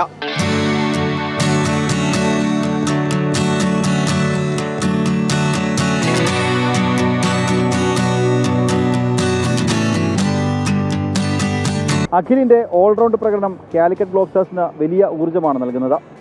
ഏത് പൊസിഷനിലും ഇറങ്ങി സ്കോർ ഉയർത്തുന്നതിലും ആവശ്യഘട്ടങ്ങളിൽ നിർണായക വിക്കറ്റുകൾ നേടുന്നതിലും അഖിലിനുള്ള കഴിവിനെക്കുറിച്ച് പറയുമ്പോൾ കാലിക്കറ്റ് നായകൻ രോഹൻ വാചാലനാകും. എന്താ പറയുക, ക്രൂഷ്യൽ ടൈംസിൽ നമുക്ക് എപ്പോഴും ഡിപ്പെൻഡ് ചെയ്യാൻ പറ്റുന്ന ഒരു ബോളറാണ്. ഇപ്പോൾ നമുക്ക് എപ്പോഴും ഒരു പ്രഷർ ഉണ്ട്, അല്ലെങ്കിൽ എപ്പോഴും ഒരു വിക്കറ്റ് വേണം, ആ സ്കറി എന്ന് പറഞ്ഞ് വിളിച്ച് കഴിഞ്ഞാൽ വന്ന് എറിഞ്ഞ് കഴിഞ്ഞാൽ എനിക്കറിയാം ഒന്നെങ്കിൽ ആ ഒരു ടൈറ്റാക്കി എറിഞ്ഞ് തരും, അല്ലെങ്കിൽ ഒരു വിക്കറ്റ് തരും. സോ ആ ഒരു ട്രസ്റ്റ് അവൻ ഈ ഒരു ലാസ്റ്റ് സീസണിലും ഈ സീസണിലും കൊണ്ടുവന്നിട്ടുണ്ട്. എനിക്ക് തോന്നുന്നു അവൻ അവൻ്റെ ഇനിയും ഒരുപാട് നമ്മൾ കാണാനുണ്ട്, ഇനിയും ഒരുപാട് പ്രതീക്ഷിക്കുന്നുണ്ട്. അഖിലിൻ്റെ ഈ വിജയങ്ങൾ ഒരു സുപ്രഭാതത്തിലുണ്ടായതല്ല. തൻ്റെ കരിയറിൻ്റെ തുടക്കത്തിൽ തന്നെ അഖിൽ നേരിട്ടത് ഒരുപാട് പ്രതിസന്ധികളാണ്. അതിലേറ്റവും വലുത് സാമ്പത്തിക ബുദ്ധിമുട്ടുകൾ തന്നെയായിരുന്നു. എങ്കിലും അഖിൽ തളർന്നില്ല. തൻ്റെ സ്വപ്നങ്ങളെ പിന്തുടരാൻ ആ ചെറുപ്പക്കാരൻ തീരുമാനിച്ചു. എല്ലാ പിന്തുണയുമായി അമ്മ ശ്രീലത ഒപ്പം നിന്നു. പപ്പട കമ്പനിയിൽ ജോലി ചെയ്ത് മകനെ ഇന്ത്യയിലെ മികച്ച ക്രിക്കറ്ററാക്കാൻ അമ്മ പരിശ്രമിച്ചു. അവൻ ചെറുപ്പം മുതലേ ഇതിനോടായിരുന്നു താല്പര്യം. ഇപ്പോൾ ഇത്ര ഉയരങ്ങളിലെത്താൻ സാധിച്ചതിൽ വളരെ സന്തോഷം. ആ കഷ്ടപ്പാട് തന്നെയായിരുന്നു ചെറുപ്പം മുതലേ. അതെ, അവൻ ഇതിനു വേണ്ടി നന്നായിട്ട് പ്രാക്ടീസ് ചെയ്ത് ഇതിന് മുൻകൈ എടുത്ത് നടക്കൂ. ക്രിക്കറ്റ് തൻ്റെ സ്വപ്നമാണെന്നും ആ സ്വപ്നത്തിന് വേണ്ടി തനിക്കിനിയും മുന്നോട്ട് പോകണമെന്നും അഖിൽ പറയുന്നു. കഠിനാധ്വാനത്തിൽ ലഭിച്ച അംഗീകാരമാണ് ഈ വിജയം. ഭാവിയിൽ എൻ്റെ ടീമിന് വേണ്ടി കൂടുതൽ മികച്ച പ്രകടനങ്ങൾ കാഴ്ചവെക്കാൻ എനിക്ക് കഴിയും എന്നാണ് പ്രതീക്ഷിക്കുന്നതെന്നും അഖിൽ പറയുന്നു. അഖിൽ സ്കറി എന്ന ഈ പോരാളിയുടെ ജീവിതം ഓരോ യുവ കായിക താരത്തിനും ഒരു പ്രചോദനമാണ്. സ്വപ്നങ്ങൾ കീഴടക്കാൻ ധൈര്യമുണ്ടെങ്കിൽ അത് നേടിയെടുക്കാൻ സാധിക്കും. ഇനിയും ഉയരങ്ങൾ കീഴടക്കാൻ അഖിലിന് സാധിക്കട്ടെ എന്ന് ആശംസിക്കുകയാണ്. അനീഷ് കാട്ടാക്കടയ്ക്കൊപ്പം എം നിഖിൽകുമാർ, ജനം. ഇതാണ് ഇൻസ്പിറേഷൻ അല്ലേ, ഇതാണ് ഡിറ്റർമിനേഷൻ, ഇതാണ് നിശ്ചയദാർഢ്യം. മറ്റു വാർത്തകളുണ്ട്. ഓണ വിപണിയെക്കുറിച്ചുള്ള ലൈവിന് ശാലിനി തയ്യാറായിട്ടുണ്ട്. ഒപ്പം തന്നെ നമ്മൾ പ്രധാനമന്ത്രി ഷാങ്ഹായ് ഉച്ചകോടി വേദിയിൽ എത്തിയതുകൊണ്ട് ഇടയ്ക്ക് വെച്ച് ചുരുക്കേണ്ടി വന്ന ഒരു ലൈവ് ഉണ്ടായിരുന്നു. അരുൺ കൊടുങ്ങൂരിൻ്റെ അയ്യപ്പ ഭക്ത സംഗമം. നമ്മൾ വീണ്ടും ചില ഓണവിശേഷങ്ങളിലേക്ക് കൂടി പോവുകയാണ്. ഓണം എത്തിയെങ്കിലും തിരുവനന്തപുരം ചാലക്കമ്പോളത്തിലെ പൂവിപണി അത്ര സജീവമല്ല എന്നുള്ള റിപ്പോർട്ടുകളാണ് വരുന്നത്. ഉത്രാടമാകുമ്പോഴെങ്കിലും വിപണി സജീവമാകുമെന്ന പ്രതീക്ഷയിലാണ് കച്ചവടക്കാർ. തോവാളയിൽ നിന്നും മറ്റ് സംസ്ഥാനങ്ങളിൽ നിന്നുമുള്ള പൂക്കളിലാണ് കച്ചവടക്കാരുടെ പ്രതീക്ഷ. എസ് ശാലിനി ചേരുന്നുണ്ട് അവിടെ നിന്നും. ശാലിനി, സാധാരണ രീതിയിൽ ഓണം എത്തിയാൽ തിരുവനന്തപുരം ചാലക്കമ്പോളം അങ്ങ് സ്വാഭാവികമായി തന്നെ സജീവമാകേണ്ടതാണ്. പക്ഷേ എന്തുപറ്റി, പൂവിപണി അത്ര സജീവമല്ല എന്നുള്ള ചില റിപ്പോർട്ടുകൾ വരുന്നുണ്ടല്ലോ, എന്താണ് കാരണം?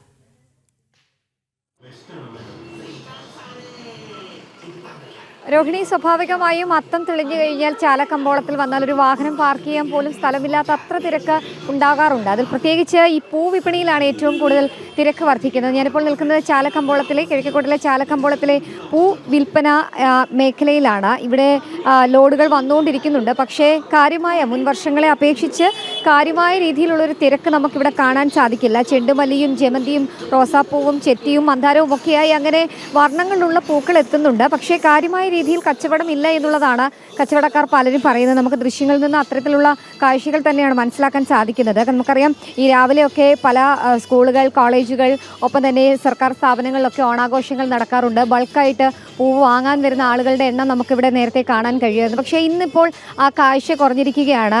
ആളുകളുടെ എണ്ണം നേരിയ രീതിയിൽ കുറഞ്ഞ് വളരെ ചുരുക്കം ആളുകൾ മാത്രമാണ് ഇപ്പോൾ ഈ ചാലക്കമ്പോളത്തിലേക്ക് എത്തുന്നത്. അതിൻ്റെ ഒരു പ്രധാനപ്പെട്ട ഘടകമായിട്ടുള്ളത് ഈ പല മേഖലകളിലും ഈ പൂവ് കച്ചവടം അല്ലെങ്കിൽ പൂ വിപണി സജീവമായിട്ടുണ്ട്. തിരുവനന്തപുരത്ത് തന്നെ ജില്ലയിലെ പല മേഖലകളിലും ഈ ചെറിയ ചെറിയ കൂട്ടായ സംഘങ്ങൾ പൂക്കച്ചവടവും ഒപ്പം തന്നെ അത് നട്ടുവളർത്തി പരിപാലനവും ഒക്കെ നടത്തി അത് വിപണിയിലേക്ക് എത്തിച്ചിട്ടുണ്ട്. അപ്പോൾ സ്വാഭാവികമായും അതൊക്കെ വാങ്ങാനുള്ള ആളുകളുടെ എണ്ണം വർദ്ധിച്ചതോടുകൂടി ഈ കടകളുടെ എണ്ണം കുറഞ്ഞിട്ടുണ്ട് എന്നുള്ളതാണ് നമുക്ക് മനസ്സിലാക്കാൻ സാധിക്കുന്നത്. എന്തായാലും വരും ദിവസങ്ങളിലെങ്കിലും ആ എണ്ണം വർദ്ധിക്കും എന്നുള്ളൊരു പ്രതീക്ഷ കച്ചവടക്കാർ. രോഹിണി, നമസ്തേ, ഗുഡ് മോർണിംഗ്. ഇവിടെ രോഹിണി അല്ല, ശാലിനി. ഇവിടെ രോഹിണി മാത്രമല്ല, ഞാനും കൂടിയുണ്ട്. ഒരു ചോദ്യമുണ്ട് ശാലിനിയോട്, ഒന്ന് അവരോടൊന്ന് സംസാരിക്കണം.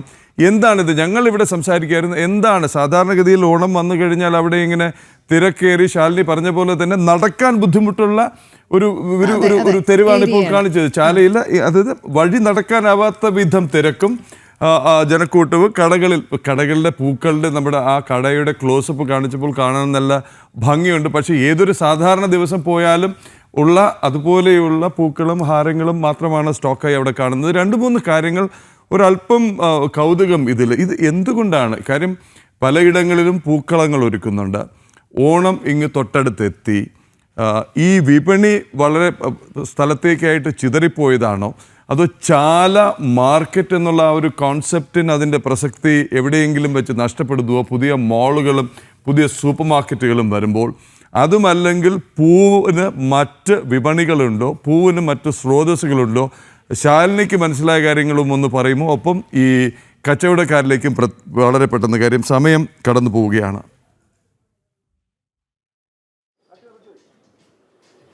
തീർച്ചയായും പ്രദീപിള്ള നമ്മൾ സൂചിപ്പിച്ചതുപോലെ തന്നെയാണ് പൂവിപണി പല മേഖലകളിലായി തിരിഞ്ഞത് തന്നെയാണ് ഇതിൻ്റെ ഒരു പ്രധാനപ്പെട്ട കാരണമായി നമുക്ക് മനസ്സിലാക്കാൻ സാധിക്കുന്നത്. കഴിഞ്ഞ കുറേ വർഷമായി നമ്മൾ സ്ഥിരം എത്താറുള്ള മേഖലയാണ് ഈ പൂവിപണി എന്നുള്ളത്, ഈ ചാല മേഖല എന്നുള്ളത്. അപ്പോൾ സ്വാഭാവികമായും ഇത്തവണ ബൾക്കായിട്ട് സാധനം എത്തുന്നുണ്ട്, പക്ഷേ അത് അധികം ആളുകൾ ഇങ്ങോട്ടേക്ക് എത്തുന്നില്ല എന്നുള്ളൊരു സങ്കടം മാത്രമാണ് കച്ചവടക്കാർക്കുള്ളത്. ചില ആളുകൾ നമുക്കൊപ്പം ചേരുന്നുണ്ട്. എങ്ങനെയുണ്ട് ഈ ഓണക്കാലത്തെ കച്ചവടം? കുറവാണോ? കച്ചവടക്കാർ പ്രതികരിക്കുന്ന പോലും ഇല്ലാത്ത രീതിയിൽ അവർ പോവുകയാണ്. എന്തായാലും ചേട്ടാ എങ്ങനെയുണ്ട് കച്ചവടത്തിൽ ചേട്ടാ എങ്ങനെയുണ്ട് പ്രതികരണം? ഈ കച്ചവടക്കാർ എന്നുള്ള രീതിയിൽ ഈ ഒരു ഓണക്കാലത്തെ കച്ചവടമൊക്കെ എങ്ങനെയുണ്ട്? കുറവാണോ? വളരെ കുറവായിരുന്നു. നമ്മൾ മുൻവർഷം വരുമ്പോൾ കുറേ ആളുകൾ വരും, കോളേജ് സ്കൂള് കുട്ടികളൊക്കെ വന്ന് വാങ്ങാറുണ്ട്. ഇത്തവണ അങ്ങനെ ഇല്ല, കാഭാഗമേ ഉള്ളൂ. എന്ത് പറ്റിയതായി? എന്ത് പറ്റിയെന്ന് പറഞ്ഞാൽ നേരത്തെ കോളേജെല്ലാം ഒന്നാതെ പൈസയുടെ ബുദ്ധിമുട്ട് അതെല്ലാം ചേർന്നു നമുക്ക് ഭയങ്കര നഷ്ടമാണോ ഇത്തവണ? നഷ്ടമാണ്. വല്ലതും ഈ ഓണത്തിനാണ് വല്ലതും നടക്കാനുള്ളത്, അപ്പം അതും ഇല്ല. അതില്ല. നമ്മളെവിടുന്നാ കൂടുതലും പൂളൊക്കെ തോളെന്ന് തന്നെ ഏറ്റവും കൂടുതൽ വന്നു. കൊണ്ടുവന്നിട്ടും കച്ചവടം പോകണില്ല. സ്റ്റാഫുകളുണ്ട്, എല്ലാവരും ഉണ്ട്. കച്ചവടം കുറവാണ്. ഇനിയിപ്പോൾ പ്രതീക്ഷയുണ്ടോ? ഇനി 2 ദിവസമേ ഉള്ളൂ കച്ചവടം. അത് പ്രതീക്ഷ ഇരുന്നോണ്ടിരിക്കുകയാണ്. സൂചിപ്പിച്ചതുപോലെ തന്നെയാണ് തിരിച്ചടി ഉണ്ടായിട്ടുണ്ട്. അത് ഞാൻ ആദ്യം സൂചിപ്പിച്ചതുപോലെ തന്നെ ഈ പല മേഖലകളിൽ പൂക്കൃഷി തുടങ്ങി മൈക്രോ ആയിട്ടൊക്കെ ചെറിയ ചെറിയ സംഘങ്ങൾ പൂവിപണി സജീവമാക്കി. അതൊക്കെ ആ ലോക്കൽ ഏരിയയിൽ വിറ്റുപോയി. അപ്പോൾ സ്വാഭാവികമായും അങ്ങനെ പല സ്ഥലങ്ങളിൽ നിന്ന് തിരുവനന്തപുരം ജില്ലയുടെ പല മേഖലകളിൽ നിന്ന് ചാലയിലെത്തി പൂകൾ വാങ്ങുന്ന ആളുകളുണ്ടായിരുന്നു. പക്ഷെ അവരൊക്കെ ഇത്തവണ മറ്റിടങ്ങളിലേക്കൊക്കെ കോൺസെൻട്രേറ്റ് ചെയ്ത് ഇവർക്ക് വലിയ രീതിയിലുള്ള തിരിച്ചടി ആയിട്ടുണ്ട്. എന്തായാലും നിറയെ വർണ്ണങ്ങളുണ്ട്, പൂക്കളുണ്ട്, ഒക്കെയുണ്ട്. പക്ഷേ അവരുടെ മനസ്സ് സന്തോഷത്തിലല്ല, അവരുടെ മുഖത്ത് ആ സന്തോഷം. തീർച്ചയായിട്ടും അദ്ദേഹത്തിന്റെ മുഖത്ത് അത് വളരെ പ്രകടമായിരുന്നു അല്ലെ. ഒരു ആവേശവും ഒരു സന്തോഷമില്ല. സാധാരണഗതിയിൽ വെറുതെ ഒരു ക്യാമറയും മൈക്കും കണ്ടാൽ പോലും ഒരു പുഞ്ചിരി വരുന്നതാണ്. പക്ഷെ അത് പറയുന്നത് എന്തുകൊണ്ടാണെന്ന് മനസ്സിലായില്ല. ആൾക്കാരുടെ കയ്യിൽ പണമില്ലാത്തതായിരിക്കാം എന്ന് പറയുന്നു. ആ നിരാശയും ഒക്കെ പ്രകടമായിരുന്നു. വളരെ വിഷമം തോന്നുന്ന ഒരു കാര്യമാണ്. നമുക്ക് പെട്ടെന്നൊരു ഇടവേളയിലേക്ക് പോകണം. ഇടവേളയ്ക്ക് ശേഷം ഒരിക്കൽ കൂടി അരുൺ കൊടുങ്ങൂരിലേക്ക് പോകേണ്ടതുണ്ട്. കാര്യം പന്തളം കൊട്ടാരത്തിലെ ശ്രീ പി നാരായണവർമ്മ നമ്മോട് പ്രതികരിച്ചു. അയ്യപ്പ സേവാ സമാജത്തിൻ്റെ അധ്യക്ഷനാണ് അദ്ദേഹം. ഈ സർക്കാർ സ്പോൺസേർഡ് അരുൺ കൊടുങ്ങൂരിലേക്ക് പോവാണ് ഒരിക്കൽ കൂടി അരുണിലേക്ക് വരുന്നു. കാര്യം നാരായണവർമ്മജിയുടെ പ്രതികരണം, അതിനുശേഷം അരുണിലെ ലൈവിൽ നിൽക്കുമ്പോഴാണ് ഷാങ്ഹായ് ഉച്ചകോടിയിലെ വേദിയിലേക്ക് പ്രധാനമന്ത്രി കടന്നെത്തിയത്. അരുൺ, ഞാൻ ചോദിച്ച ചോദ്യം ഇതായിരുന്നു. ഇതൊരു നഗരങ്ങളിലൊക്കെ കാണുന്ന വലിയ വലിയ ക്ലബിന് മെമ്പർഷിപ്പ് കൊടുക്കുന്ന പോലെ കോടികളും ലക്ഷങ്ങളും പിരിച്ചിട്ട് ഇവിടെ സംഭാവന നൽകുന്നവർക്ക് പ്രിവിലേജ് കാർഡുകൾ നൽകുന്നു. 1. 2, എന്തൊക്കെയാണ് ഇതിൻ്റെ പേരിൽ നടത്തുന്നത്? 3, ഏറ്റവും പ്രധാനം, ഇത് നല്ലതാണ് അരുൺ കൊടുങ്ങൂർ. കാര്യം ആരെങ്കിലുമൊക്കെ 7 വർഷം മുമ്പ് നടന്നതൊക്കെ മറന്നിട്ടുണ്ടെങ്കിൽ അതൊന്ന് ഓർത്തെടുക്കാനുള്ളൊരു അവസരം കൂടി ആവുകയാണ്. അരുൺ കൊടുങ്ങൂർ. തീർച്ചയായും അതുതന്നെയാണ്. എന്തായാലും ഏറ്റവും പ്രധാനപ്പെട്ടത് അത് PN നാരായണവർമ്മ അദ്ദേഹത്തിൻ്റെ വാക്കുകൾ കടമെടുക്കുകയാണെങ്കിൽ അയ്യപ്പൻ്റെ ഖ്യാതി അത് ലോക പ്രശസ്തിയിലേക്ക് എത്തിക്കാൻ ഇങ്ങനൊരു കേവലം ഒരു സമ്മേളനം കൊണ്ടൊന്നും ആവശ്യമില്ല. അയ്യപ്പൻ്റെ ഖ്യാതി അത് ലോകത്തിന് മുമ്പ് ലോകത്തിലേക്ക് ഏറ്റവും പ്രചാരമായി തന്നെ വരുന്ന ലോകത്തിൻ്റെ വിവിധ ഇടങ്ങളിൽ നിന്നും ഭഗവാനെ ദർശിക്കാൻ ഓരോ മണ്ഡലകാലത്തും ഭക്തലക്ഷങ്ങൾ ഇങ്ങനെ ഒഴുകിയെത്തുകയാണ്, കാത്തിരിക്കുകയാണ് ആ ഒരു ദിവ്യ ദർശനത്തിന് വേണ്ടി. ആ ശബരിമലയുടെ ഖ്യാതിക്ക് അങ്ങനെ ഇങ്ങനെ ഒരു അയ്യപ്പ ഭക്ത സംഗമമൊന്നും നടത്തേണ്ട എന്നുള്ളതാണ് ഏറ്റവും പ്രധാനമായി പറയുന്നത്. പക്ഷേ നടത്തുന്നതുകൊണ്ട് ഒരു കുഴപ്പവുമില്ല. പക്ഷേ അത് വേണ്ട രീതിയിൽ കൃത്യമായി തന്നെ നടത്തണം. ദേവസ്വം ബോർഡ് തന്നെ നേരിട്ട് കൊണ്ട് ഭക്തർക്ക് അനുകൂലമാകുന്ന രീതിയിലേക്ക് ഇത്തരത്തിലുള്ള സത്യവാങ്മൂലം ഉൾപ്പെടെ പിൻവലിച്ചുകൊണ്ട് സർക്കാർ പങ്കെടുക്കുമ്പോൾ ഭക്തർക്കെതിരെ എടുത്ത കേസുകൾ പിൻവലിച്ചുകൊണ്ട് അത് കൃത്യമായി തന്നെ അയ്യപ്പനോടുള്ള ഭക്തിയോടെ വിശ്വാസത്തോടെ തന്നെ ഈ ഒരു അയ്യപ്പ ഭക്ത സംഗമം നടത്തണം എന്നുള്ള ഒരു കാര്യമാണ് ഇവർ മുന്നോട്ട് വെക്കുന്നത്. അതോടൊപ്പം തന്നെ മറ്റൊരു പ്രധാനപ്പെട്ട കാര്യം, രാഷ്ട്രീയത്തിനും ബിസിനസ്സിനും അപ്പുറത്തേക്ക് ഭക്തരെ പങ്കെടുപ്പിച്ചുകൊണ്ട് അയ്യപ്പൻ വിശ്വാസികളെ പങ്കെടുപ്പിച്ചുകൊണ്ടുള്ള ഒരു സംഗമമാകണം നടത്തേണ്ടത് എന്നുള്ള കാര്യമാണ് ഇവർ പറയുന്നത്. എന്തായാലും സർക്കാർ ഈ അയ്യപ്പ ഭക്ത സംഘവുമായി മുന്നോട്ട് പോകുമ്പോൾ എതിർപ്പുകൾ വലിയ രീതിയിലേക്ക് വരികയാണ്. പ്രത്യേകിച്ച് ദേവസ്വം ബോർഡിൻ്റെ എതിർപ്പുകൾ പല ചോദ്യങ്ങൾക്കും ഉത്തരമില്ലാത്തൊരവസ്ഥയിലേക്ക് കാര്യങ്ങൾ എത്തി നിൽക്കുമ്പോഴാണ് ഇന്ന് വൈകിട്ട് 3 മണിയോടെ ദേവസ്വം ബോർഡ് പ്രസിഡന്റ് വാർത്താ സമ്മേളനം നടത്തും. അത് തിരുവനന്തപുരത്ത് തിരുവനന്തപുരത്താണ് വാർത്താ സമ്മേളനം നടത്തുന്നത്. എന്തായാലും കഴിഞ്ഞ തവണയൊക്കെ അയ്യപ്പ ഭക്ത സംഘവുമായി ബന്ധപ്പെട്ട വാർത്താ സമ്മേളനങ്ങൾ അത് ദേവസ്വം മന്ത്രി VN വാസവൻ നേരിട്ടായിരുന്നു വാർത്താ സമ്മേളനമൊക്കെ തന്നെ നടത്തിയിരുന്നത്. പക്ഷേ ഇന്ന് ആദ്യമായാണ് ദേവസ്വം ബോർഡ് പ്രസിഡന്റ് ഈ ഒരു വാർത്താ സമ്മേളനം നടത്തുകയും ചെയ്യുന്നത്. എന്തായാലും കൂടുതൽ വ്യക്തത, അതായത് ഒരുപാട് ചോദ്യങ്ങൾ ഹൈന്ദവ സംഘടനകൾ മുന്നോട്ട് വെച്ചിട്ടുണ്ട്, ഒരുപാട് ആരോപണങ്ങൾ നിലവിൽ വന്നിട്ടുണ്ട്, ഒരുപാട് വിവാദങ്ങൾ നിലനിൽക്കുന്ന ഒരു സാഹചര്യം കൂടിയാണ്. അതോടൊപ്പം തന്നെയാണ് PN നാരായണവർമ്മ അടക്കമുള്ള ആളുകളുടെ നിശിതമായ വിമർശനങ്ങൾ കൂടി വരുന്നത്. എന്തായാലും അദ്ദേഹം പറഞ്ഞ ഏറ്റവും പ്രസക്തമായ ഒരു കാര്യം, ഈ ഇത്തരത്തിലുള്ള വാണിജ്യ താല്പര്യത്തോടെ നടത്തുന്ന ഈ ഒരു അയ്യപ്പ ഭക്ത സംഗമം അത് ഒരു കാരണവശാലും നമുക്ക് സമയം വളരെ കുറച്ചേ ഉള്ളൂ. ഒരിക്കൽ കൂടി വളരെ വ്യക്തമാകേണ്ട 2-3 കാര്യങ്ങളുണ്ട്. അയ്യപ്പൻ്റെ പ്രശസ്തി ആഗോള തരത്തിൽ എത്തിക്കാനോ ഇവർ ഈ സംഗമം നടത്തുന്നത്? ഇവരെന്താണ് ധരിച്ചിരിക്കുന്നത്? അയ്യപ്പന് നല്ല രീതിയിൽ നമ്മുടെ മറ്റേ എന്ത് ബസ്സോ, നവകേരള ബസ്സോ, അതുപോലെ ഒരു PR ഒക്കെ നടത്തി അയ്യപ്പൻ്റെ ഖ്യാതി ലോകമെമ്പാടും എത്തിച്ചിട്ട് ലോകമെമ്പാടും നിന്നുള്ള ആൾക്കാരെ വരൂ, പണം മുടക്കൂ, അയ്യപ്പനെ കാണാൻ എത്തൂ എന്ന് പറഞ്ഞിട്ടുള്ള റോഡ് ഷോ നടത്തണം എന്നാണ് ഇവർ ഉദ്ദേശിച്ചിരിക്കുന്നത്. അതിനുവേണ്ടിയാണോ പണം മുടക്കി ഇവിടെ നടത്താൻ പോകുന്ന ഒരു കോൺക്ലേവ് ആണോ, ശ്രീ അയ്യപ്പ ശബരിമല അയ്യപ്പ കോൺക്ലേവ് ആണോ നടത്താൻ ഉദ്ദേശിച്ചിരിക്കുന്നത്? അയ്യപ്പൻ എന്ന പ്രോഡക്റ്റിനെ വിൽക്കാനാണോ ഇവർ ഉദ്ദേശിച്ചിരിക്കുന്നത്? എന്ത് തരത്തിലുള്ള ആഗോള പ്രശസ്തിയാണ് ഈ സർക്കാർ, ആചാര ലംഘനത്തിന് കൂട്ടുന്ന സർക്കാർ, വാശി പിടിച്ച് അവിശ്വാസികളായ സ്ത്രീകളെ പോലീസ് വേഷം ധരിപ്പിച്ച് ഒളിപ്പിച്ച് സന്നിധാനത്തേക്ക് കടത്താൻ ശ്രമിച്ച ഈ സർക്കാരും ഈ സംവിധാനവും ആചാര ലംഘനത്തിന് വേണ്ടിയിട്ട് സുപ്രീം കോടതിയിൽ സത്യവാങ്മൂലം സമർപ്പിച്ച ഈ സർക്കാർ എന്താണ് ഉദ്ദേശിച്ചിരിക്കുന്നത്? അയ്യപ്പനെക്കുറിച്ച് ഇവരെന്താണ് ധരിച്ചിരിക്കുന്നത്? വിശ്വാസികളെക്കുറിച്ച് ഇവരെന്താണ് ധരിച്ചിരിക്കുന്നത്? എന്താണ് ഉദ്ദേശം? എന്താണ് ഇവർ പറഞ്ഞു വയ്ക്കാൻ ശ്രമിക്കുന്നത്? പരിഹസിക്കുകയാണോ അതോ വീണ്ടും വേദനിപ്പിക്കാനുള്ള പുറപ്പാടാണോ? അരുൺ കൊടുങ്ങൂർ. തീർച്ചയായും അതിൽ 2 വാക്കിൽ ഉത്തരം പറയാം. വിശ്വാസികൾ എന്ത് എന്ന്, ഭക്തർ എന്ത് എന്നുള്ളത് സർക്കാരിന് മനസ്സിലായി. അതോടൊപ്പം തന്നെ സർക്കാർ ഈ വിഷയത്തിൽ പുലർത്തുന്ന ഉദ്ദേശം എന്ത് എന്നത് ഭക്തർക്കും മനസ്സിലായി. ഈ ഒറ്റ വാക്കിൽ തന്നെ ഇതിനുള്ള ഒരു മറുപടിയുണ്ട്. കാരണം വലിയ ഉദ്ദേശ ലക്ഷ്യങ്ങളോടെയാണ് സർക്കാർ നേരിട്ട് ദേവസ്വം ബോർഡിൻ്റെ സഹായത്തോടെ, അല്ലെങ്കിൽ ദേവസ്വം ബോർഡ് നേരിട്ട് സർക്കാരിൻ്റെ സഹായത്തോടെ, രണ്ടുപേരും പരസ്പര സഹകരണത്തോടെ ഈ ഒരു ആഗോള അയ്യപ്പ ഭക്ത സംഗമം എന്ന പേരിൽ പമ്പാ നദീതീരത്ത്, പമ്പാ മണപ്പുറത്ത് ഇങ്ങനെ ഒരു ഭക്ത സംഗമം നടത്താൻ തീരുമാനിച്ചത്. ആദ്യ വാർത്താ സമ്മേളനത്തിലൊക്കെ നമ്മൾ കാണുമ്പോൾ ഏറ്റവും അയ്യപ്പനോടുള്ള വിശ്വാസം, ഭക്തിയൊക്കെ തന്നെ നിറഞ്ഞു നിന്നിരുന്ന വാർത്താ സമ്മേളനം, ആ വാർത്താ സമ്മേളനത്തിനപ്പുറത്തേക്ക് ഓരോ കാര്യങ്ങൾ, അത് ഓരോ ദിവസങ്ങളും ഇങ്ങനെ പുറത്തോട്ട് വരികയാണ്. ഇനി ഒരുപാട് കാര്യങ്ങൾ കൂടി പുറത്തു വരാനുണ്ട്. ഈ സമയത്ത് തന്നെയാണ് എന്തായിരുന്നു ഇതിന് പിന്നിലുള്ള ലക്ഷ്യമെന്ന് സർക്കാരിന് തന്നെ, അതോടൊപ്പം തന്നെ ദേവസ്വം ബോർഡിന് തന്നെ തുറന്നു പറയേണ്ടിയിരിക്കുന്നു. അതോടൊപ്പം തന്നെ ഇത് ഭക്തർക്ക് മനസ്സിലാക്കുകയും ചെയ്യുന്നു. അങ്ങനെ ഭക്തർക്ക് മനസ്സിലാക്കുകയും ദേവസ്വം ബോർഡിന് ഭക്തർ എന്താണെന്നുള്ളത് കൃത്യമായി മനസ്സിലാക്കുകയും ചെയ്തിരിക്കുന്നു. എന്തായാലും നേരത്തെ തന്നെ ഹൈന്ദവ സംഘടനകളൊക്കെ തന്നെ സൂചിപ്പിച്ച പോലെ ഇത്തരത്തിൽ ഇതുപോലെ അയ്യപ്പ ഭക്ത സംഘവുമായി മുന്നോട്ട് പോകുകയാണെങ്കിൽ വലിയ രീതിയിലുള്ള പ്രതിഷേധങ്ങൾ, വലിയ രീതിയിലുള്ള ചെറുപ്പുനിർത്തുകൾ, വലിയ രീതിയിലുള്ള സമരങ്ങളടക്കം ഉണ്ടാകുമെന്നുള്ള ഒരു മുന്നറിയിപ്പ്, ഈ മുന്നറിയിപ്പ് തന്നെയാണ് ഇവിടെ ഏറ്റവും പ്രസക്തമായി സമയം അതിക്രമിച്ചുകൊണ്ട് ഈ ബുള്ളറ്റിനിൽ ഈ വാർത്ത അവസാനിപ്പിക്കുകയാണ്. നമുക്ക് തുടർന്നുള്ള മണിക്കൂറുകളിൽ ലൈവ് റിപ്പോർട്ട്സിലും ബ്രേക്കിംഗ് അവേഴ്സിലും ഒക്കെ നമുക്കാര്യം ചർച്ച ചെയ്യേണ്ടതുണ്ട്. കൊട്ടാരത്തിൻ്റെ പ്രതികരണം പ്രതീക്ഷിക്കുന്നു. ദേവസ്വം ബോർഡ് പ്രസിഡന്റ് എന്താണ് പറയാൻ പോകുന്നത് ആകാംക്ഷയോടെ ഒന്നും കാത്തിരിക്കുന്നില്ല. ഇതിലൊരു ന്യായീകരണ പ്രക്രിയ തന്നെ ആയിരിക്കണം. അദ്ദേഹം ന്യായം നിരത്താൻ പാവം വിശ്വാസിയാണ്, പെട്ടുപോയെന്ന് തോന്നുന്നു. ഏതായാലും തൽക്കാലം താങ്ക് യു അരുൺ കൊടുങ്ങൂർ. എല്ലാ പ്രിയപ്പെട്ട പ്രേക്ഷകർക്കും ശുഭദിനം ആശംസിക്കുന്നു. പൊന്നോണ നിറവിൽ നിറയെ വിഭവങ്ങളുമായി, വാർത്തയും വിഭവങ്ങളുമായി തുടർന്നുള്ള ദിവസങ്ങളിലും നമുക്കൊപ്പം ഉണ്ടാവുക. എന്നത്തെയും പോലെ നമസ്തേ. നമസ്തേ.